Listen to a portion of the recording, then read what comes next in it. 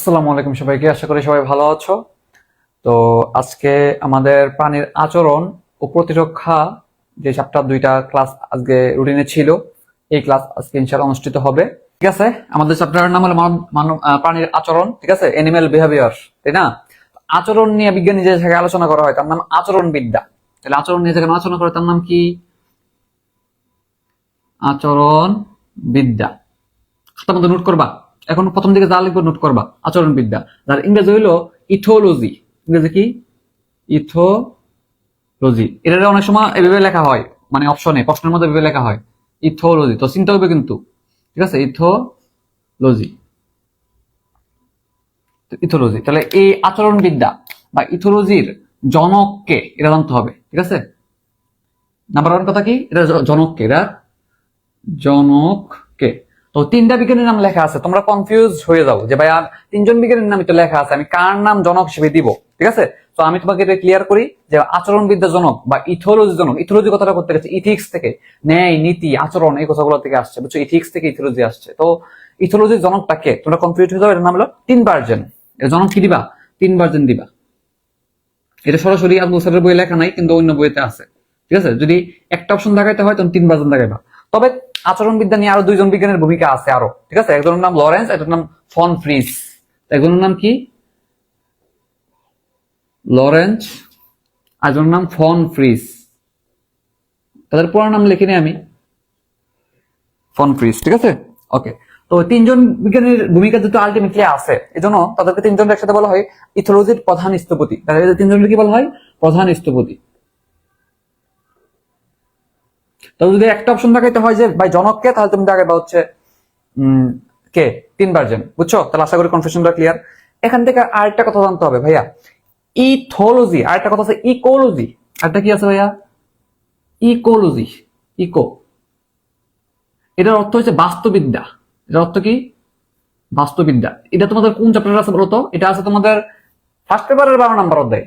তাহলে ইথোলজি হচ্ছে তোমার সেকেন্ড পেপারের 12 নম্বর অধ্যায়, আর ফার্স্ট পেপারের 12 নম্বর অধ্যায় কি আছে? ইকোলজি। ইকোলজি তো বাস্তুবিদ্যা। তো ওখানে ইকোলজির জনক জানতে হয় না, তবে ইথোলজি, ইকোলজি শব্দটা প্রথম কে ব্যবহার করছে এই বিজ্ঞানীর নামটা প্রথম পেজে লেখা আছে, সেটা হলো রেইটার। তাহলে এটা প্রথম ব্যবহার করছে কে? এই শব্দটা, এই শব্দটা প্রথম ব্যবহার করছে কে? এটা তোমাদের ওই জীবের পরিবেশ সংরক্ষণ বিস্তার অধ্যায় আছে আর কি, যেটা তোমরা অনেক কঠিন লাগে তোমাদের কাছে। তো প্রথম ব্যবহার হচ্ছে রেইটার। ঠিক আছে, এইচ রেইটার। এইচ রেটার। তো একবারে মিলে দিলাম আর কি। তো ইকোলজির ইথোলজির মধ্যে প্যাচ লাগে বা না। যদি বলে প্রধান স্থপতির অন্তর্ভুক্ত নয় কে, তিনটা অপশন যেহেতু আছে, আরেকটা এমসিকিউ দিয়ে দিতে পারে। তো তুমি কোশ্চেন প্যাটার্ন বোঝার চেষ্টা করবা। তো কি কি কোশ্চেন আসবে এখান থেকে ভাইয়া? যদি বলে যে ইথোলজির জনককে, একজন দাগে তৈরি দেখাবা। যদি বলে ইথোলজির সাথে ইথোলজির প্রধান স্থপতি বা ইথোলজির সাথে জড়িত নয় কোন বিজ্ঞানী, এই তিনজন ছাড়া আরেকটা নাম দিয়ে দিব। ঠিক আছে, এরপরে তোমার যদি বলে এটা তো অন্য চ্যাপ্টারে পড়া, তাই না? এটা গেল। এখানে আরেকটা অপশন কি দিতে পারে? প্যাবলব দিয়ে দিতে পারে। প্যাবলব মানে তোমার নাম, জানা নামগুলো দিবে প্যাচ লাগানোর জন্য। তো আশা করি প্রথম জায়গাটা ক্লিয়ার। ঠিক আছে, আশা করি তোমরা প্রথম জায়গাটা ক্লিয়ার। সাউন্ড আর ভিডিও তো ক্লিয়ার আছে, আশা করি সমস্যা হওয়ার কথা না, তাই না? আচ্ছা, এই যে আচরণ, আচরণ মানে কি? আমি কি করব, কি করব, এটা কিন্তু একটা নির্দিষ্ট নিয়ম মেনে চলে। যেমন এটাকে বলা হয় সার্কারিয়ান রিদম বা দৈনিক ছন্দময়তা। যেমন দেখবা এর একটা কথাবার্তা আছে যে তুমি যখন খাইবা, ধরো তুমি 3টা বাজে খাও প্রতিদিন বিকালবেলা, দেখবা যে পরের দিন ঠিক 3টা বেলায় আবার ক্ষুধা লাগতেছে, বুঝছো কিনা? এরকম হয়। অর্থাৎ তুমি যে নিয়মে চলো, একটা অভ্যাস আছে না, অভ্যাসটারে বলে একটা সার্কারিয়ান রিদম। ঠিক আছে, যে ব্যক্তি দেখবা প্রতিদিন সকালবেলা উঠে অভ্যাস করে ফেলছে, দেখবো প্রতিদিন সকালবেলায় উঠে। যে দেখবা অভ্যাস করে ফেলছে রাত জায়গায় পড়ার, রাত জায়গায় পড়ে। তো এটা একটা নিয়মের মতো চলে আসে। এটাই তোমার রুটিন ব্রেইন সেট করে নেয়। এটা বলে দৈনিক ছন্দময়তা বা সার্কারিয়ান রিদম। ঠিক আছে, তো এইগুলো একটা সংকেতের মাধ্যমে আমরা, ব্রেন থেকে সংকেত আসে বা সিগন্যাল আসে, এগুলোর মাধ্যমে কিন্তু নিয়ন্ত্রিত হয়। তো উদ্দীপনার মাধ্যমে কিন্তু এগুলো নিয়ন্ত্রিত হয়, বা আমাদের আচরণটা পরিবর্তন হতে পারে কিসের ভিত্তিতে? উদ্দীপনার ভিত্তিতে। তো সেই উদ্দীপনা যদি সংকেত বহন করে তাকে বলে সাংকেতিক উদ্দীপনা। তাহলে আমাদের আচরণগুলো পরিবর্তন হতে পারে কিসের ভিত্তিতে বলো? আচরণগুলো পরিবর্তন হতে পারে উদ্দীপনার ভিত্তিতে বা স্টিমুলাসের ভিত্তিতে। উদ্দীপনা, অনেকে দেখবে এটা আধা ঘন্টা শেষ করে ফেলে। আমরা আধা ঘন্টা শেষ করবো না, আমরা যতক্ষণ লাগাইলে এটা ভালো করে শেষ হবে, কমপ্লিটলি ক্লিয়ারলি শেষ হবে, অতক্ষণ লাগাই পড়বো। ঠিক আছে, তো এই উদ্দীপনা যদি এরা সংকেত বহন করে তার নাম কি? সাংকেতিক উদ্দীপনা। ঠিক আছে, তাহলে সাংকেতিক উদ্দীপনা বুঝলাম। এটাকে একটা বিজ্ঞানী একটা নামে নামকরণ করছে, নাম হলো কি স্টিমুলাস। কি মানে তো প্রধান, তাই না? তো এটাকে কি স্টিমুলাস নাম দিয়েছে কে? কি স্টিমুলাস নামে নামকরণ করা হয়। মুলাস। কে নামকরণ করছে? বিজ্ঞানী লরেন্স। বিজ্ঞানী লরেন্স এটাকে কি স্টিমুলাস নামে নামকরণ করছে। আজকে এই যে কি বলে, লাইটটা একটু সুন্দর সুন্দর লাগতেছে আমার কাছে, কেন জানি সুন্দর লাগতেছে। তো দেখো তো তার নামটা কি? লরেন্স। তাহলে বিজ্ঞানী লরেন্স এটাকে কি স্টিমুলাস নামকরণ করছে। এরকম সাংকেতিক উদ্দীপনা কয়টা আছে ভাইয়া? তিন রকমের সাংকেতিক উদ্দীপনা আছে, বা সাংকেতিক উদ্দীপনার অংশ তিনটি বলতে পারো। এটা হলো মোটিভেশন, তিনটা অঞ্চল, মোটিভেশন বা প্রেরণা দেওয়া, ঠিক না? প্রেরণাদায়ক উদ্দীপনা। একটা হচ্ছে রিলিজিং ফ্যাক্টর,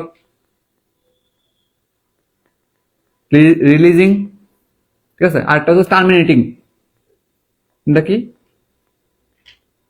টার্মিনেটিং উদ্দীপনা, ঠিক আছে। তিন রকমের উদ্দীপনা আছে। শুরু করবা, মাঝখানে চলবে কিছুক্ষণ, শেষ হয়ে যাবে, ঠিক আছে। তো মোটিভেশন মানে হচ্ছে, মোটিভেশন দুই রকমের হইতে পারে।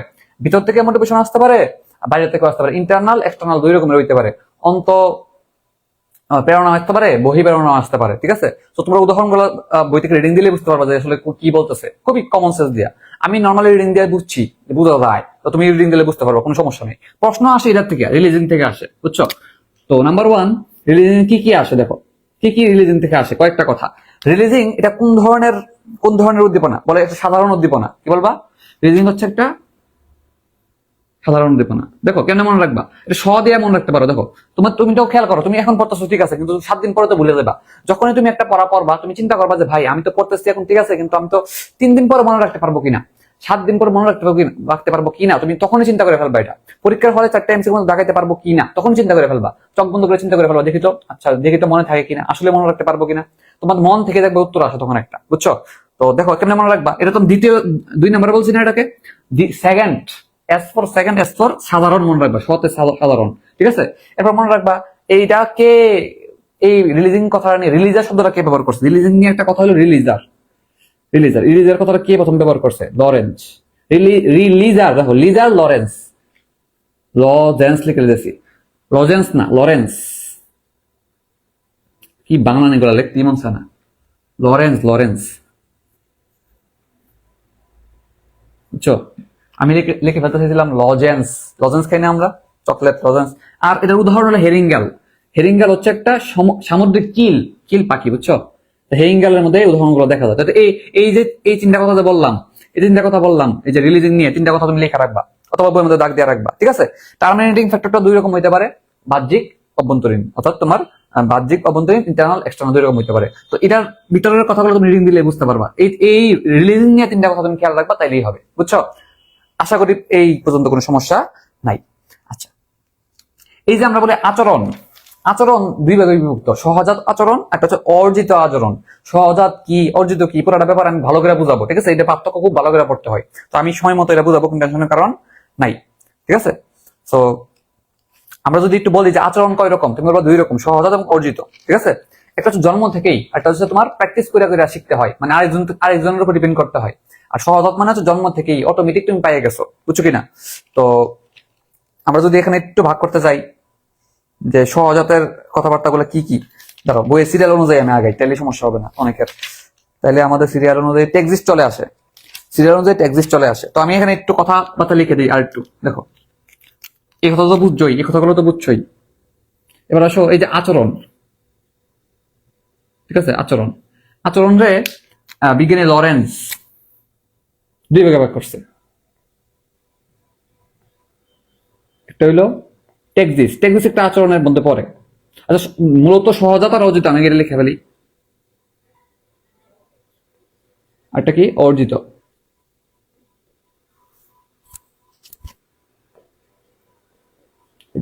সহজাতের মধ্যে অনেকগুলো কথা আছে, যেমন টেক্সিস কি সহজাতের মধ্যে অন্তর্ভুক্ত। এরপরে তোমাকে যদি বলি যে প্রতিবর্ত ক্রিয়া, এটাও কি সহজাতের মধ্যে অন্তর্ভুক্ত, এটা অটোমেটিক হয়ে যায়। প্রতিবর্ত ক্রিয়ার কি সহজাতের মধ্যে একটা উদাহরণ। 3 নম্বরে যদি বলি যে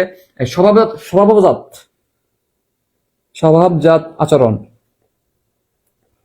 বা এটা ইংরেজিতে বলে ইনস্টিংস। কি বলে? ইনস্টিংস। এটার উদাহরণ আমরা দেখবো আর কি। ইনস্টিংস এগুলো সবগুলো কি সহজাতের মধ্যে অন্তর্ভুক্ত, ঠিক আছে। তা তোমার প্রশ্ন করতে পারে যে সহজাত আচরণের অন্তর্ভুক্ত নয় কোনটি? 3টা অপশন আছে, কনফিউজ হয়ে যেতে পারো, ঠিক আছে? তো ভালো করে দেখে রাখবা। এই তিনটা হচ্ছে কি আমাদের সহজাত আচরণের অন্তর্ভুক্ত। আর অর্জিতটা যেটা কি, তো সহজাত যেটা জন্ম থেকেই পেয়ে যায়, অটোমেটিক জিনের মাধ্যমে, বংশগতির মাধ্যমে পেয়ে যায়, এটার জন্য আলাদা করে কারোর উপর ডিপেন্ড করা লাগে না, ঠিক আছে? আর অর্জিত যেটা তুমি আরেকজন থেকে শিখবা, প্র্যাকটিস, অনুশীলনের মাধ্যমে বা ধাক্কা খাইয়া জীবনে শিখবা, অর্থাৎ যেটা পরে এটা কি অটোমেটিক চলে আসে বাচ্চার মধ্যে। আর এটা কি মানুষের মধ্যে, আর এটা হচ্ছে জীবনে ধাক্কা খাইয়া শিক্ষা, হ্যাঁ, বাধা পাইয়া, মানে একটা বাধা অতিক্রম করে শিখা আর কি, অর্জন করবা তুমি আস্তে আস্তে, ঠিক আছে? তো সহজাত যেটা তো কারোর উপর ডিপেন্ড করা লাগে না, এই জন্য এটাকে ইন্ডিপেন্ডেন্ট বা নন কন্ডিশনাল বলতে পারো, এটাকে বলতে পারো কন্ডিশনাল, শর্ত আছে এটার মধ্যে, বুঝছো? এটা অনুশীলনের মাধ্যমে প্র্যাকটিস করে করে শিখতে হবে, এটার মধ্যে কোনো শর্ত নাই, এটা অটোমেটিক চলে আসে, এটা হচ্ছে নন কন্ডিশনাল বা আনকন্ডিশনাল, ঠিক আছে? আচ্ছা, তাহলে আশা করি তুমি এই কথাটা খেয়াল রাখতে পারবা। তো দেখো আমি এখন কি বললাম, একটা কথা খেয়াল রাখো তো, আচরণকে দুই ভাগে ভাগ করছে কে? লরেন্স। আর একটু পরে দেখবো যে প্রতিবর্তীকে এটা দুই ভাগে ভাগ করছে আরেকজন বিজ্ঞানী, ঠিক আছে? তো তুমি বলো এতটুকু পর্যন্ত বুঝছো কিনা? তুমি বলো যে এতটুকু কথা তুমি কি কি পড়তে হবে, কি কি না পড়তে হবে এবং কেমনে পড়তে হবে, কি প্রশ্ন হবে, বুঝছো কিনা বলো, তাহলে আমি এরপরে চলে যাই।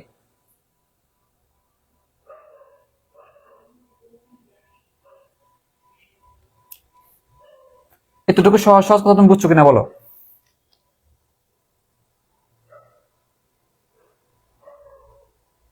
ওকে, আশা করি সমস্যা হওয়ার কথা না, ঠিক আছে? খুব খুব সিম্পল কথা, একটু করে নোট করে রাখবা, ঠিক আছে? এটা আধা পেজের নোট না।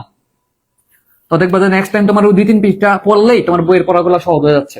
অথবা কেউ যদি মনে হয় যে খুব অলস আমার মতো, তাহলে তুমি বইয়ের মধ্যে দাগ দিয়ে রাখতে পারো, বইয়ের মধ্যে নোট করে রাখতে পারো, তাও হয়, সমস্যা নেই। তোমাদের আলটিমেটলি পড়াটা হইলেই হইলো। যদিও তোমাদেরকে বলি যে মাঝে মাঝে একটু নোট টোট দিও। এই যে রাবিয়া খাতুন মেয়ে একটা আছে, পরে আগে হচ্ছে আনিকা তাসনিম নুহারি, তো নোট টোট, এখন তোমরা হারাই গেছো, নোট টোট দাও না, কিছু না। নোট দিবা গ্রুপে, ছোট ছোট নোট গুলা দিবা, আমরা তো বেশি নোট করাই না, তাই না? আচ্ছা, এবার আসো প্রতিবর্ত কিয়া। এই আনিকা তাসনিম নুহান একটা মেয়ে ছিল, ক্লাস করতো প্রথম দিকে, এই কই হারাই গেল যে, এই কি অসুস্থ নাকি? আচ্ছা, এবার আসো প্রতিবর্ত কিয়া। এটা অনেকদিন ধরে দেখি না ক্লাসে।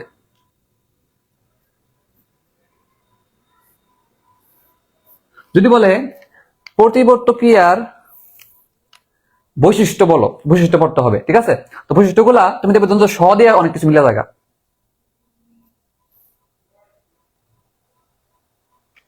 তো বৈশিষ্ট্যগুলা কি স দিয়ে মিলে, তাহলে নাম্বার 1 কি পড়তে হবে? বৈশিষ্ট্য পড়তে হবে এখান থেকে, প্রতিবর্ত ক্রিয়ার বৈশিষ্ট্য, ঠিক আছে? বৈশিষ্ট্যগুলো কি দিয়ে মিলে? দুটো স দিয়ে মিলে। তোমার একটা মিলাই দেয়, তুমি বই সামনে রাখো, বইয়ের মধ্যে যত শহরের মধ্যে গুলা দাও বারবার, দেখো প্রতিবর্ত ক্রিয়ার বৈশিষ্ট্যগুলা। ও আমাদের আমাদের আগে টেক্সট পড়া উচিত ছিল, আমাদের টেক্সট পড়া উচিত ছিল আগে। আচ্ছা, আমি টেক্সটটা ধরি আগে, হ্যাঁ, টেক্সটটা ধরি, প্রতিবর্ত কি না ধরি, টেক্সট ধরি, সিরিয়ালি বই সিরিয়াল ধরি, ঠিক আছে? বই সিরিয়াল ধরি, টেক্সট ধরি, টেক্সট, সরি সরি, টেক্সট ধরি আমি, হ্যাঁ, বই সিরিয়াল অনুযায়ী। টেক্সট, টেক্সট মানে চলন, যে কোনো দিকে চলতে পারে, আবার আমি এদিকে নাও চলতে পারি, অর্থাৎ কোনো একটা উদ্দীপক থাকবে, উদ্দীপকের দিকেও যাইতে পারি আমি, উদ্দীপকের বিপরীতে যেতে পারি, ঠিক না? টেক্সট দুই রকমের হইতে পারে, একটা হচ্ছে বলে কি ধনাত্মক, একটা ঋণাত্মক। উৎসের দিকে যদি চাই, সোর্সের দিকে যদি আমি যাই, তাহলে হচ্ছে ধনাত্মক, আর সোর্সের বিপরীতে গেলে আমরা বলবো কি ঋণাত্মক। এটা খুব সহজ কথা। তো টেক্সটের বৈশিষ্ট্য পড়তে হয়, একবার একটু পড়ে নিবা, হ্যাঁ, এটা অত দ্রুত হয়।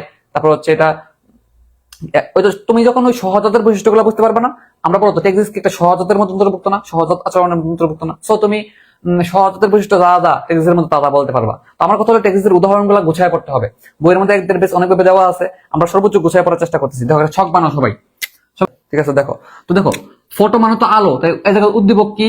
উদ্দীপক হচ্ছে আলো। থার্মোটেক্সিস, থার্মো মানে তাপমাত্রা, তাহলে এই জায়গায় উদ্দীপক কি? তাপ। খুব নামের মধ্যে উত্তর আছে। হাইড্রো, হাইড্রো মানে তো জল বা পানি, ঠিক না? হাইড্রো মানে কি? হাইড্রোজেন, হাইড্রোফোবিক, হাইড্রো ফিলিক বলো না, তাহলে হাইড্রো মানে পানি, তাহলে এই জায়গায় কি হবে? পানির প্রতি পানি, উদ্দীপকটা কি? পানি, ঠিক আছে? কেমোটেক্সিস, কেমো মানে কি? কেমিক্যাল, কেমিক্যাল মানে কি? রাসায়নিক, তাহলে রাসায়নিক পদার্থ এই জায়গায়। নামের মধ্যে উত্তর আছে কিন্তু, এটা খুব সহজ, রাসায়নিক দ্রব্য। যদি বলি জিওটেক্সিস, জিও মানে কি? গ্রেভিটি, জি ফর কি মনে রাখবা?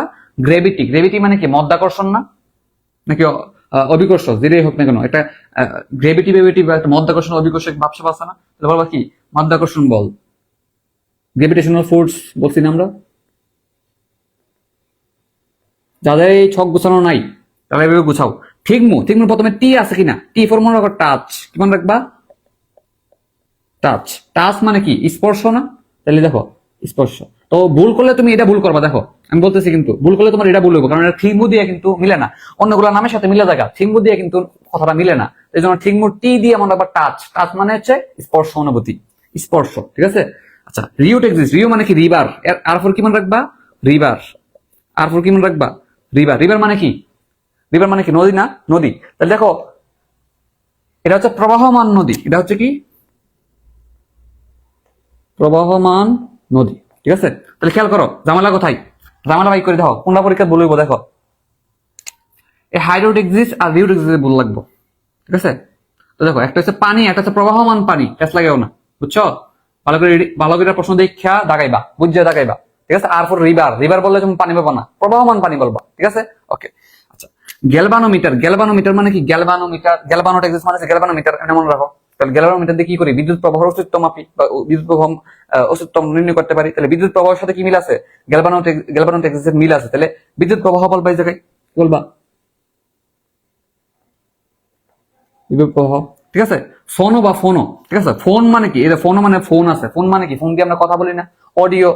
তাহলে আমরা ফোন দিয়ে কি বলি? শোনো, শোনো, ফোনো, ঠিক আছে না? আমরা বলি না এই কথা শোনো। কথা শোনো মানে কি? কথা তো বলতেছে, তার নাহলে কি শুনতো না? তাহলে বলো ফোন দিয়ে কি বলি? এই কথা শোনো, কথা শোনো। তাহলে শোনো, ফোনো এই কথাগুলো থাকলে মানে কি? অডিও বা শব্দের প্রতি বোঝায়, ঠিক না? তাহলে এই জায়গায় ইয়াটা কি? উদ্দীপকটা কি? শব্দ, ঠিক আছে? অ্যানিমোট এক্সিস্ট। তো নিয়মের মধ্যে দেখো তো নিয়ম কথাটা আছে। নিয়ম মানে হচ্ছে বাতাস বা বায়ু বুঝায়। তো দেখো নিউমোটেক্সিস একটা নামে কথা আছে, নিউমোটেক্সিস বা নিউমোটেক্সিক কেন্দ্র, মনে আছে কিনা? শ্বসন শাস্ত্রীয় অধ্যায় পড়ে আসছিলা। এনিউস্টিক কেন্দ্র, নিউমোটেক্সিক কেন্দ্র, এরকম কথা। নিউমোনিয়া, নিউমো কথার অর্থ কি? বাতাস বোঝায়, বাতাস, ঠিক আছে? বা নিউমেটিক বোন মানে বায়ুপূর্ণ অস্থি, ঠিক না? তারপরে নিয়ম দিয়ে কিন্তু অনেক কথা আছে, নিউমেটিক নালী রুই মাছে। তো নিয়ম কথার অর্থে কিন্তু বায়ু বোঝায়। তাহলে এই নিয়ম কথাটা হলে তুমি কি বুঝবা? বাতাস বুঝবা। তাহলে এই জায়গায় কি হবে? বায়ু প্রবাহ হবে, বায়ু প্রবাহ হবে উদ্দীপক, ঠিক আছে? আশা করি বুঝতেছো তোমরা কথাগুলা। এবার আসো স্টেরোটেক্সিস। স্টেরো, ঠিক আছে? তো এই যে একটা বলছিলাম যে এটা ভুল করবা, থিংমোটেক্সিস তোমাদের ভুল হবে, দাগ দিয়ে রাখো। আর একটা বলবো স্টেরোটেক্সিস, কারণ নামের সাথে মিলে না, এটা বুঝছো? নামের সাথে মিলে না দেখে বলবো পরীক্ষা। স্টেরোটেক্সিসটা হচ্ছে দেখো এমনি মনে রাখবা, এস আছে না? প্রথমে প্রথমে এস আছে, এস দিয়ে মনে সমতল, এস দিয়ে কি মনে রাখবা? এস তো কিন্তু স সাথে মিলে, সতে এস তে বলবা সমান, এস তে বলবা কি? সমান, মসৃণ, সমতল, যাই বলো না কেন। তাহলে বুঝছো টেকনিকটা? স্টেরোটেক্সিস লিখতে কি এস লাগে, এস দিয়ে মনে সমান, সমান বা সমতল, এই কথাগুলো এস দিয়ে মিলে দিবা, তাহলেই হয়ে যাবে। তাহলে মসৃণ ও সমতল, মসৃণ ও সমতল যদি বলে তাহলে বলবা কি? স্টেরোটেক্সিস। দেখো আমি যদি ছকে একটু আনার চেষ্টা করি জিনিসগুলো রে, দেখো তোমরা স্কেল নিয়ে বসো।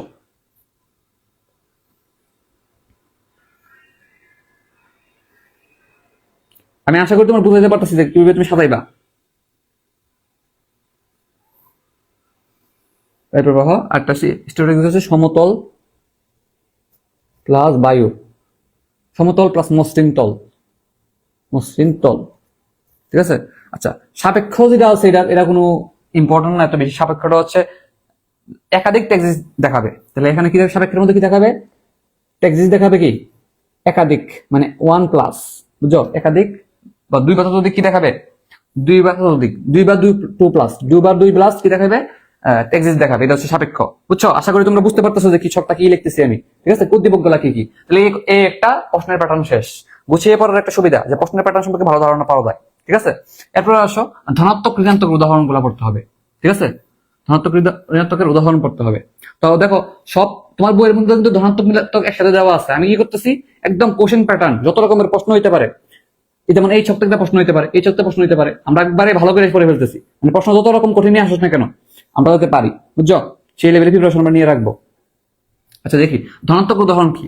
ফটোটেক্সিসের ধনাত্মকের উদাহরণ হলো এই যে আমাদের গ্রীষ্মকালে যে অতিমাত্রায় যে মশা আসে, মশা ছাড় পোকা, এটা ধনাত্মক, ঠিক আছে?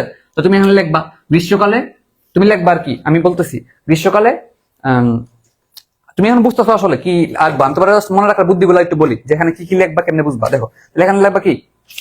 এখানে লিখবা হচ্ছে বইয়ের মধ্যে, বই থেকে তুমি দেখে দেখে লিখবা, যা সাজানো গোছানো বুদ্ধি তোমার দেখা যাচ্ছে, বুঝছো? তো দেখো ধনাত্মকের উদাহরণ কি আছে? যে অতিমাত্রায় মশা, তো অতিমাত্রা মানে বেশি না, বেশি মানে না পজিটিভ হবে, মনে রাখবা। ঠিক আছে? আচ্ছা, তো ঋণাত্মক উদাহরণ কি?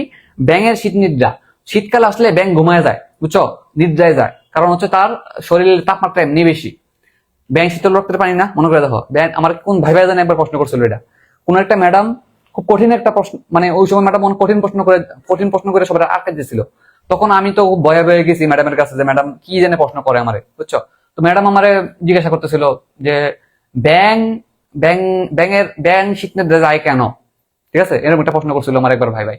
তখন আমি কেমনে জানি ওই সময় কমন সেন্স দিয়ে আনসার করে ফেলতে পারছিলাম, আমি নিজেও জানি না কেমনে আনসার করছি, বুঝছো। কেমনে কেমনে জানি মাথায় চলে আসছে প্রশ্নের উত্তরটা। ম্যাডাম খুব খুশি হয়েছে প্রশ্নের উত্তর শুনি না। তখন আমি বলছি ম্যাম ম্যাম তো ম্যাম ম্যাম ব্যাঙের রক্ত এমনি শীতল, শীত যখন শীতকাল আসে তখন এক্সট্রা শীত যখন আসে তখন সে এটা সহ্য করতে না পারে বা তার দেহের মধ্যে এটা উপযুক্ত না দেখে সে ঘুমায় যায় বা নিদ্রায় যায়, তখন এই জন্য ব্যাঙ শীতকালে শীত নিদ্রায় যায়, বুঝছো। তো এটা হলো কারণ। তো ব্যাঙের শীত নিদ্রা যাওয়া মানে কি ঘুমায় যাওয়া না বা নিস্তে চলে যাওয়া, তাহলে এটা মাইনাস ঘটনা, ঠিক আছে। তাহলে আশা করি তোমরা বুঝে বুঝে মনে রাখতে পারবা যে কোনটা ঋণাত্মক কোনটা ধনাত্মক। এমন ভাবে পড়বা যাতে তুমি রিভিশন না দিলেও মনে রাখতে পারো, কথা বুঝছো কিনা। তুমি পড়াটার উপরে এতটা কনফিডেন্স আনতে হবে যে ভাই আমি যদি রিভিশন না দিতেও পারবো, এরকম ভাবে লেভেলে প্রিপারেশন নিয়ে যেতে হবে, এরকম কনফিডেন্স নিয়ে যেতে হবে পরীক্ষার হলে, বুঝছো কিনা। রিভিশনের সময় তুমি সব রিভিশন দিতে পারবা না। যেমন আমি যখন এই টপিকটা পড়তাম তখন আমি মনে করতাম যে আমি এটা পারবো, আমি এটা ভুল হবে না, এটা বেশি রিভিশন না দিলে সমস্যা নেই। তো এরকম করে তুমি পড়া কমাইতে হবে, বুঝছো, নাহলে তুমি সব রিভিশন দিতে পারবা না, বুঝছো। পরে কনফিডেন্স বাড়াইতে হবে। আচ্ছা, ও সরি, আমি একটু ভুল বলছি, এটা থার্মোটেক্সিস বলে ফেলছি, থার্মোটেক্সিস, হ্যাঁ, থার্মোটেক্সিস উদাহরণ বলে ফেলছি। আর ফটোটেক্সিসের উদাহরণ হলো এই যে গাছ ফড়িং কিন্তু আলোর প্রতি একটা উদ্দীপনা দেয়, তো এই জন্য গাছ ফড়িং উদাহরণটা হচ্ছে ধনাত্মক ফটোটেক্সিস। আর এই যে আমাদের আরশোলা দেখবা যে আলোর সামনে আসে না, আরশোলা বা তেলাপোকা আলোর সামনে আসে না, এটা কিন্তু চলে যায়, বুঝছো কিনা। বা তেলাপোকা আসলে তেলাপোকার সামনে যদি তুমি লাইট জ্বালাও দেখবো যে এটা দৌড়ায় চলে যায় অন্যদিকে, এটা নেগেটিভ, এটা কি নেগেটিভ। তাহলে আশা করি এই দুইটা চারটা উদাহরণ বুঝছো। হাইড্রোটেক্সিস পানির উদাহরণ, যেটা পানির প্রতি সারা, ঠিক আছে। ভেজা মাটিতে, এটার মধ্যে নেগেটিভ কোনো উদাহরণ নাই, ঠিক আছে। তো ভেজা মাটিতে কেঁচুর পছন্দই হইলো ভেজা মাটি, তো সেই পছন্দ অনুযায়ী চলতে পারে যে জায়গায়, এটা তো ধনাত্মক, ঠিক না। তাহলে কেঁচুর ভেজা মাটিতে চলাচল, এটা হচ্ছে ধনাত্মক হাইড্রোটেক্সিস, ঠিক আছে।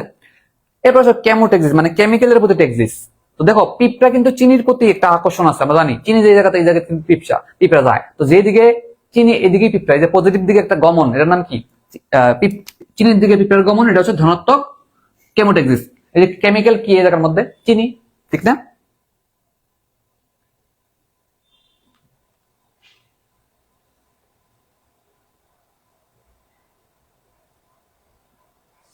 তিশা ইসলাম, তুমি কি বুঝতেছো না, কথা বোঝা যায় না, নাকি কোন টপিক পড়তেছি এটা বুঝতেছো না? তুমি কি প্রথম থেকে ক্লাসে ছিলে না, প্রথম থেকে? কি সমস্যা তিশা?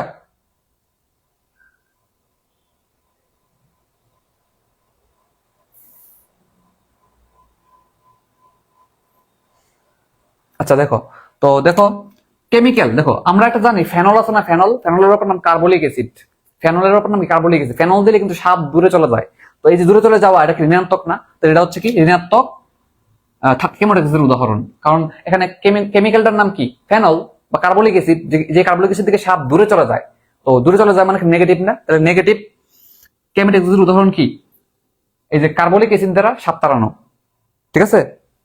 ওকে, নেগেটিভ পজিটিভ বিষয়টা মানে কি, নেগেটিভ পজিটিভ মানে হচ্ছে তোমার উদ্দীপকের দিকে তুমি আসবা। এখানে উদ্দীপকের নাম কিন্তু দিছি, দেখো তুমি যখন বলতেছো আমি এটা আরেকবার বলি, কেমোটেক্সিস। তো এখানে ধনাত্মক ঋণাত্মক উদাহরণটা তোমার বলতেছি, দেখো চিনির প্রতি কি পিঁপড়ার একটা আকর্ষণ না, তো যেই জায়গায় চিনি এই জায়গায় পিঁপড়া চলে যায় না চিনির দিকে, এই যে পিঁপড়া চিনির দিকে চলে যাইতেছে, এটা টান বা আকর্ষণ কাজ করতেছে না, একটা পজিটিভ ভাব আসতেছে না, যে যেদিকেই পিঁপড়া যেদিকেই চিনি এদিকেই পিঁপড়া যাচ্ছে, এটার নাম কি ধনাত্মক ব্যাপার না। যেদিকেই অর্থাৎ আমি ধনাত্মক ঋণাত্মক কিভাবে বলছিলাম, যে যেদিকে উদ্দীপক বা যেদিকে উৎস সেদিকে যদি কোনো প্রাণী সাড়া দেয় তার নাম কি ধনাত্মক, আর যদি বিপরীত দিকে চলে যায় তার নাম কি ঋণাত্মক। যেমন আমি বলছিলাম যে আলোর ব্যাপারটা, আলো যখন তুমি দিবা সেই জায়গায় ঘাসফড়িং আসে, আর আরশোলা কিন্তু সরে চলে যায়। এই যে তোমার উদ্দীপকের দিকে আসলো আরশোলা, ঘাসফড়িং, এটার নাম কি ধনাত্মক।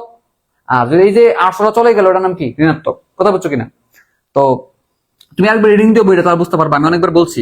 আচ্ছা, মাধ্যাকর্ষণ বলের ক্ষেত্রে দুইটা উদাহরণ লেখা আছে, যে যদি কোনো একটা পোকা গাছ দিয়ে উপরে উঠে, এটা হচ্ছে ধনাত্মক, আর নিচে নামলে ঋণাত্মক। তোমার মানে বিশ্লেষণ করার দরকার নাই, তুমি মনে রাখবে উপরে মানে তো পজিটিভ, নিচে মানে তো নেগেটিভ। তো মনে রাখবে যে উপরের দিকে উঠলে পজিটিভ, নিচের দিকে নামলে নেগেটিভ। আশা করি তুমি বুঝতে পারবা, ঠিক আছে? আচ্ছা, এরপর আসো থিগমোটেক্সিস বা স্পর্শানুভূতি, যেটা দিয়া আমরা আচরণটা বুঝি, টাচ যেটা বললাম, স্পর্শানুভূতি। তো এখানে কি কি আছে? তুমি যদি তেলাপোকার অ্যান্টেনা বা যে লম্বা লম্বা শিংগুলো আছে, ঠিক আছে, এই শিংগুলো যদি তুমি একটু হাতে আঙ্গুল দিয়ে লাড়া দাও, দেখবা যেটা দূরে চলে যায়, বুঝছো কিনা? তাহলে এটা একটা ঋণাত্মক। দূরে চলে যাওয়া মানে কি? ঋণাত্মক। আর কাছাকাছি আসা মানে পজিটিভ বা ধনাত্মক, ঠিক আছে? তো এটা হচ্ছে আমার ঋণাত্মকের উদাহরণ, পজিটিভের কোনো উদাহরণ নাই। আচ্ছা, এরপরে আসো রিউটেক্সিস। বইয়ের মধ্যে 7 নাম্বার।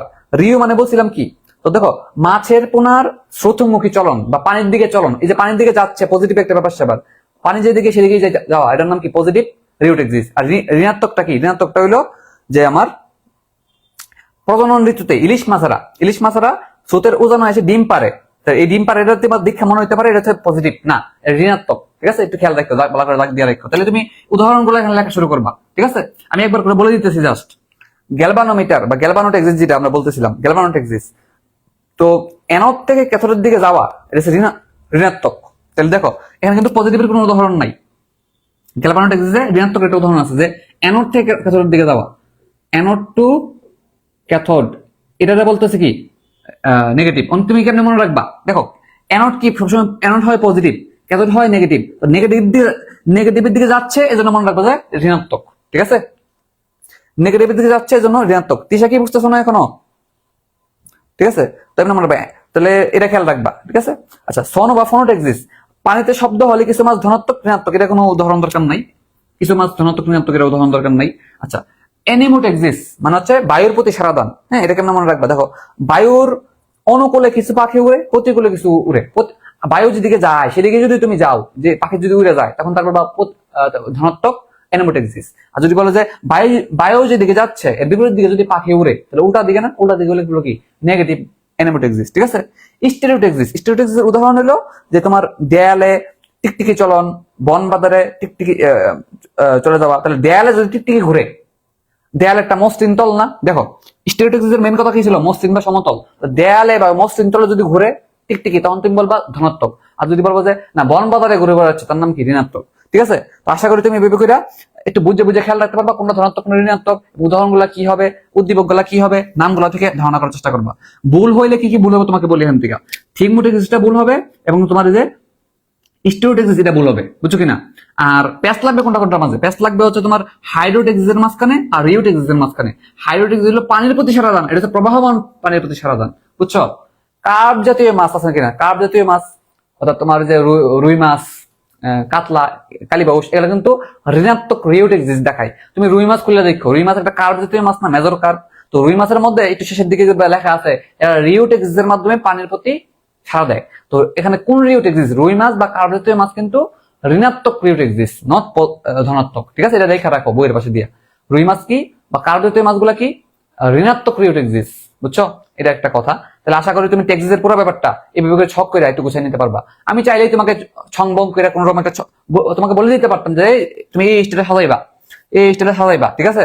বলে দিতে পারতাম, কিন্তু না, আমি তোমাকে পুরোটা লেখা লেখা বলে বলে বুঝাইছি। হয়তো একটু 15 মিনিট সময় বেশি লাগছে, কিন্তু আমরা তোমাদের ভালোর জন্যই বলছি, ঠিক আছে? আশা করি তুমি এইভাবে করে ছকটা গুছিয়ে নিবা, এবং পারলে এই ছকটা তুমি বইয়ের মধ্যে লাগাই দিবা।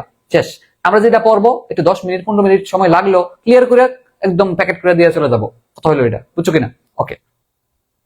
এই অধ্যায়ের ইউটিউবে তুমি দেখবে যে আধা ঘন্টার ক্লাস, 20 মিনিটের ক্লাস, 10 মিনিটের ক্লাস অনেক আছে। এই অধ্যায় পুরোটা শেষ করে 10 মিনিটে, কেমনে কেমনে আধা ঘন্টা শেষ করে ফেলছে। তো এইসব কইরা তোমার আসলে ভালো করে পড়া হয় না, বুঝছো? এই জন্য মেইন বইটার উপর দক্ষতা তুমি বাড়াও, তুমি দেখবে কনফিডেন্স পাচ্ছ পড়ার মধ্যে, বুঝছো? প্রিপারেশন নিতে কনফিডেন্স পাবা, ঠিক আছে? তো সবাই বলো এটুকু বুঝছো কিনা? সবাই বলো এটুকু বুঝছো কিনা? কোনটা রিপিট করা লাগবে কিনা বলো, তাহলে আমি সামনের দিকে আগাবো। এই টেক্সটটা পড়াইতে একটু সময় লাগতেছে আর কি, শেষের দিকে মৌমাছি পড়াবো, আর একটু সময় লাগবে, ক্লিয়ার করে পড়াবো, তাহলে শেষ হয়ে যাবে।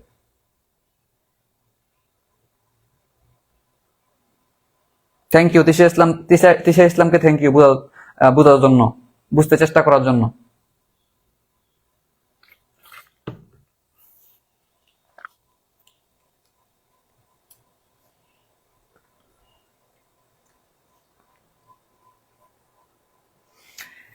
ঋণাত্মক ফটোটেক্সিসের আরেকটা উদাহরণ বইয়ের চিপা দিয়ে লেখা আছে, আমি তোমাকে এখন বলে দিই, ঠিক আছে? বইয়ের চিপা দিয়ে লেখা আছে, এটা হচ্ছে লার্ভা পিউপায় রূপান্তরিত হয়, মাছির লার্ভা। আমি একটু বলে দিই, দেখো যেটা বইয়ে আছে তো এটা তো এক ভাই, আরেকটা উদাহরণ চিপা দিয়ে আছে, চিপারটা বলি আমি। মাছির লার্ভা তোমার যাতে কোচিং এর পরীক্ষা সহ কোনো জায়গায় না আটকাতে পারে, ঠিক আছে? মাছির লার্ভা পিউপায় রূপান্তরিত হওয়া, মাছির লার্ভা পিউপায় রূপান্তরিত হওয়া ঋণাত্মক প্রোটিক্সের উদাহরণ, ঠিক আছে? ভিতর দিয়ে আছে, তুমি অ্যাড করে নিয়ে বইয়ের মধ্যে। তো তুমি এই ছকটা বানাবে একটা পেজের মধ্যে, শেষ। আমার থেকে ইনস্ট্রাকশন দেওয়া শেষ, মুছে ফেললাম তাহলে ছকটা, জাস্ট একটু গুছাই দিলাম আর কি, মুছে ফেললাম। কোনটা কোনটা ভুল হইব, কোনটা কোনটা কনফিউশন হইব, কেমনে ভুল হইব, কেমনে ঠিক রাখবা, সবকিছু বলছি। কারণ এগুলো তো আমরা ভুল করে আসছি এবং দেখছি সবাইকে ভুল করতে, এই জন্য জানি যে কোনটা ভুল হয়। একটা টপার স্টুডেন্ট তোমাকে এই কথাগুলো কখনো বলতে পারবে না ক্লিয়ারলি, কারণ সে তো এগুলো ভুল করে নাই জীবনে, সে জানে না কোনগুলো ভুল হইব, বুঝছো? যে ভুল করছে সেই জানে, যার এক্সপিরিয়েন্স আছে বেশি সেই জানে, যে বাধা খাইছে বেশি সে জানে, ধাক্কা খাইলে অনেক পথ চেনা যায়, বুঝছো? আচ্ছা ঠিক আছে, এরপরে আসো কিছু উদাহরণ। এইটাও আমরা ছকে সাজাবো, ছকে সাজাইলে লাভ আছে ভাই। তোমার মনে হতে পারে ভাই এত ছক ছক করেন কেন আপনি, এত ডং করার কি আছে? ডং করলে লাভ আছে, বুঝছো? ডং করলে লাভটা হইলো তোমার, তুমি প্রশ্ন প্যাটার্ন নেক্সট, তুমি আমার ডঙের মিনিংটা বুঝবা কখন জানো? তুমি যখন বুঝবা নেক্সট টাইম যখন রিভিশন দিতে যাবে তখন দেখবা যে ভাইয়ার পড়াগুলো পড়তে ভালো লাগতেছে। এবং আমি কোশ্চেন প্যাটার্ন, ছক বানানো মানে হচ্ছে প্রত্যেকটা কলাম থেকে একটা প্রশ্নের টাইপ। তুমি যদি ছক না বানাইবা তখন তুমি কোশ্চেন প্যাটার্ন সম্পর্কে ক্লিয়ার ধারণা পাবা না। তখন ছক বানাইবা তুমি, প্রত্যেকটা কলাম মানে কি এক একটা প্রশ্ন, এক একটা ছক, এক একটা ঘর মানে এক একটা কোশ্চেন। তুমি কোশ্চেন প্যাটার্ন সম্পর্কে খুব ভালো জানতে পারবা, রিভিশন দিতে গেলে বেশি মনে থাকবে, তোমার পড়াটা পড়তে সুন্দর লাগবে, চোখের শান্তি লাগবে, তো অনেক লাভ আছে, বুঝছো? আচ্ছা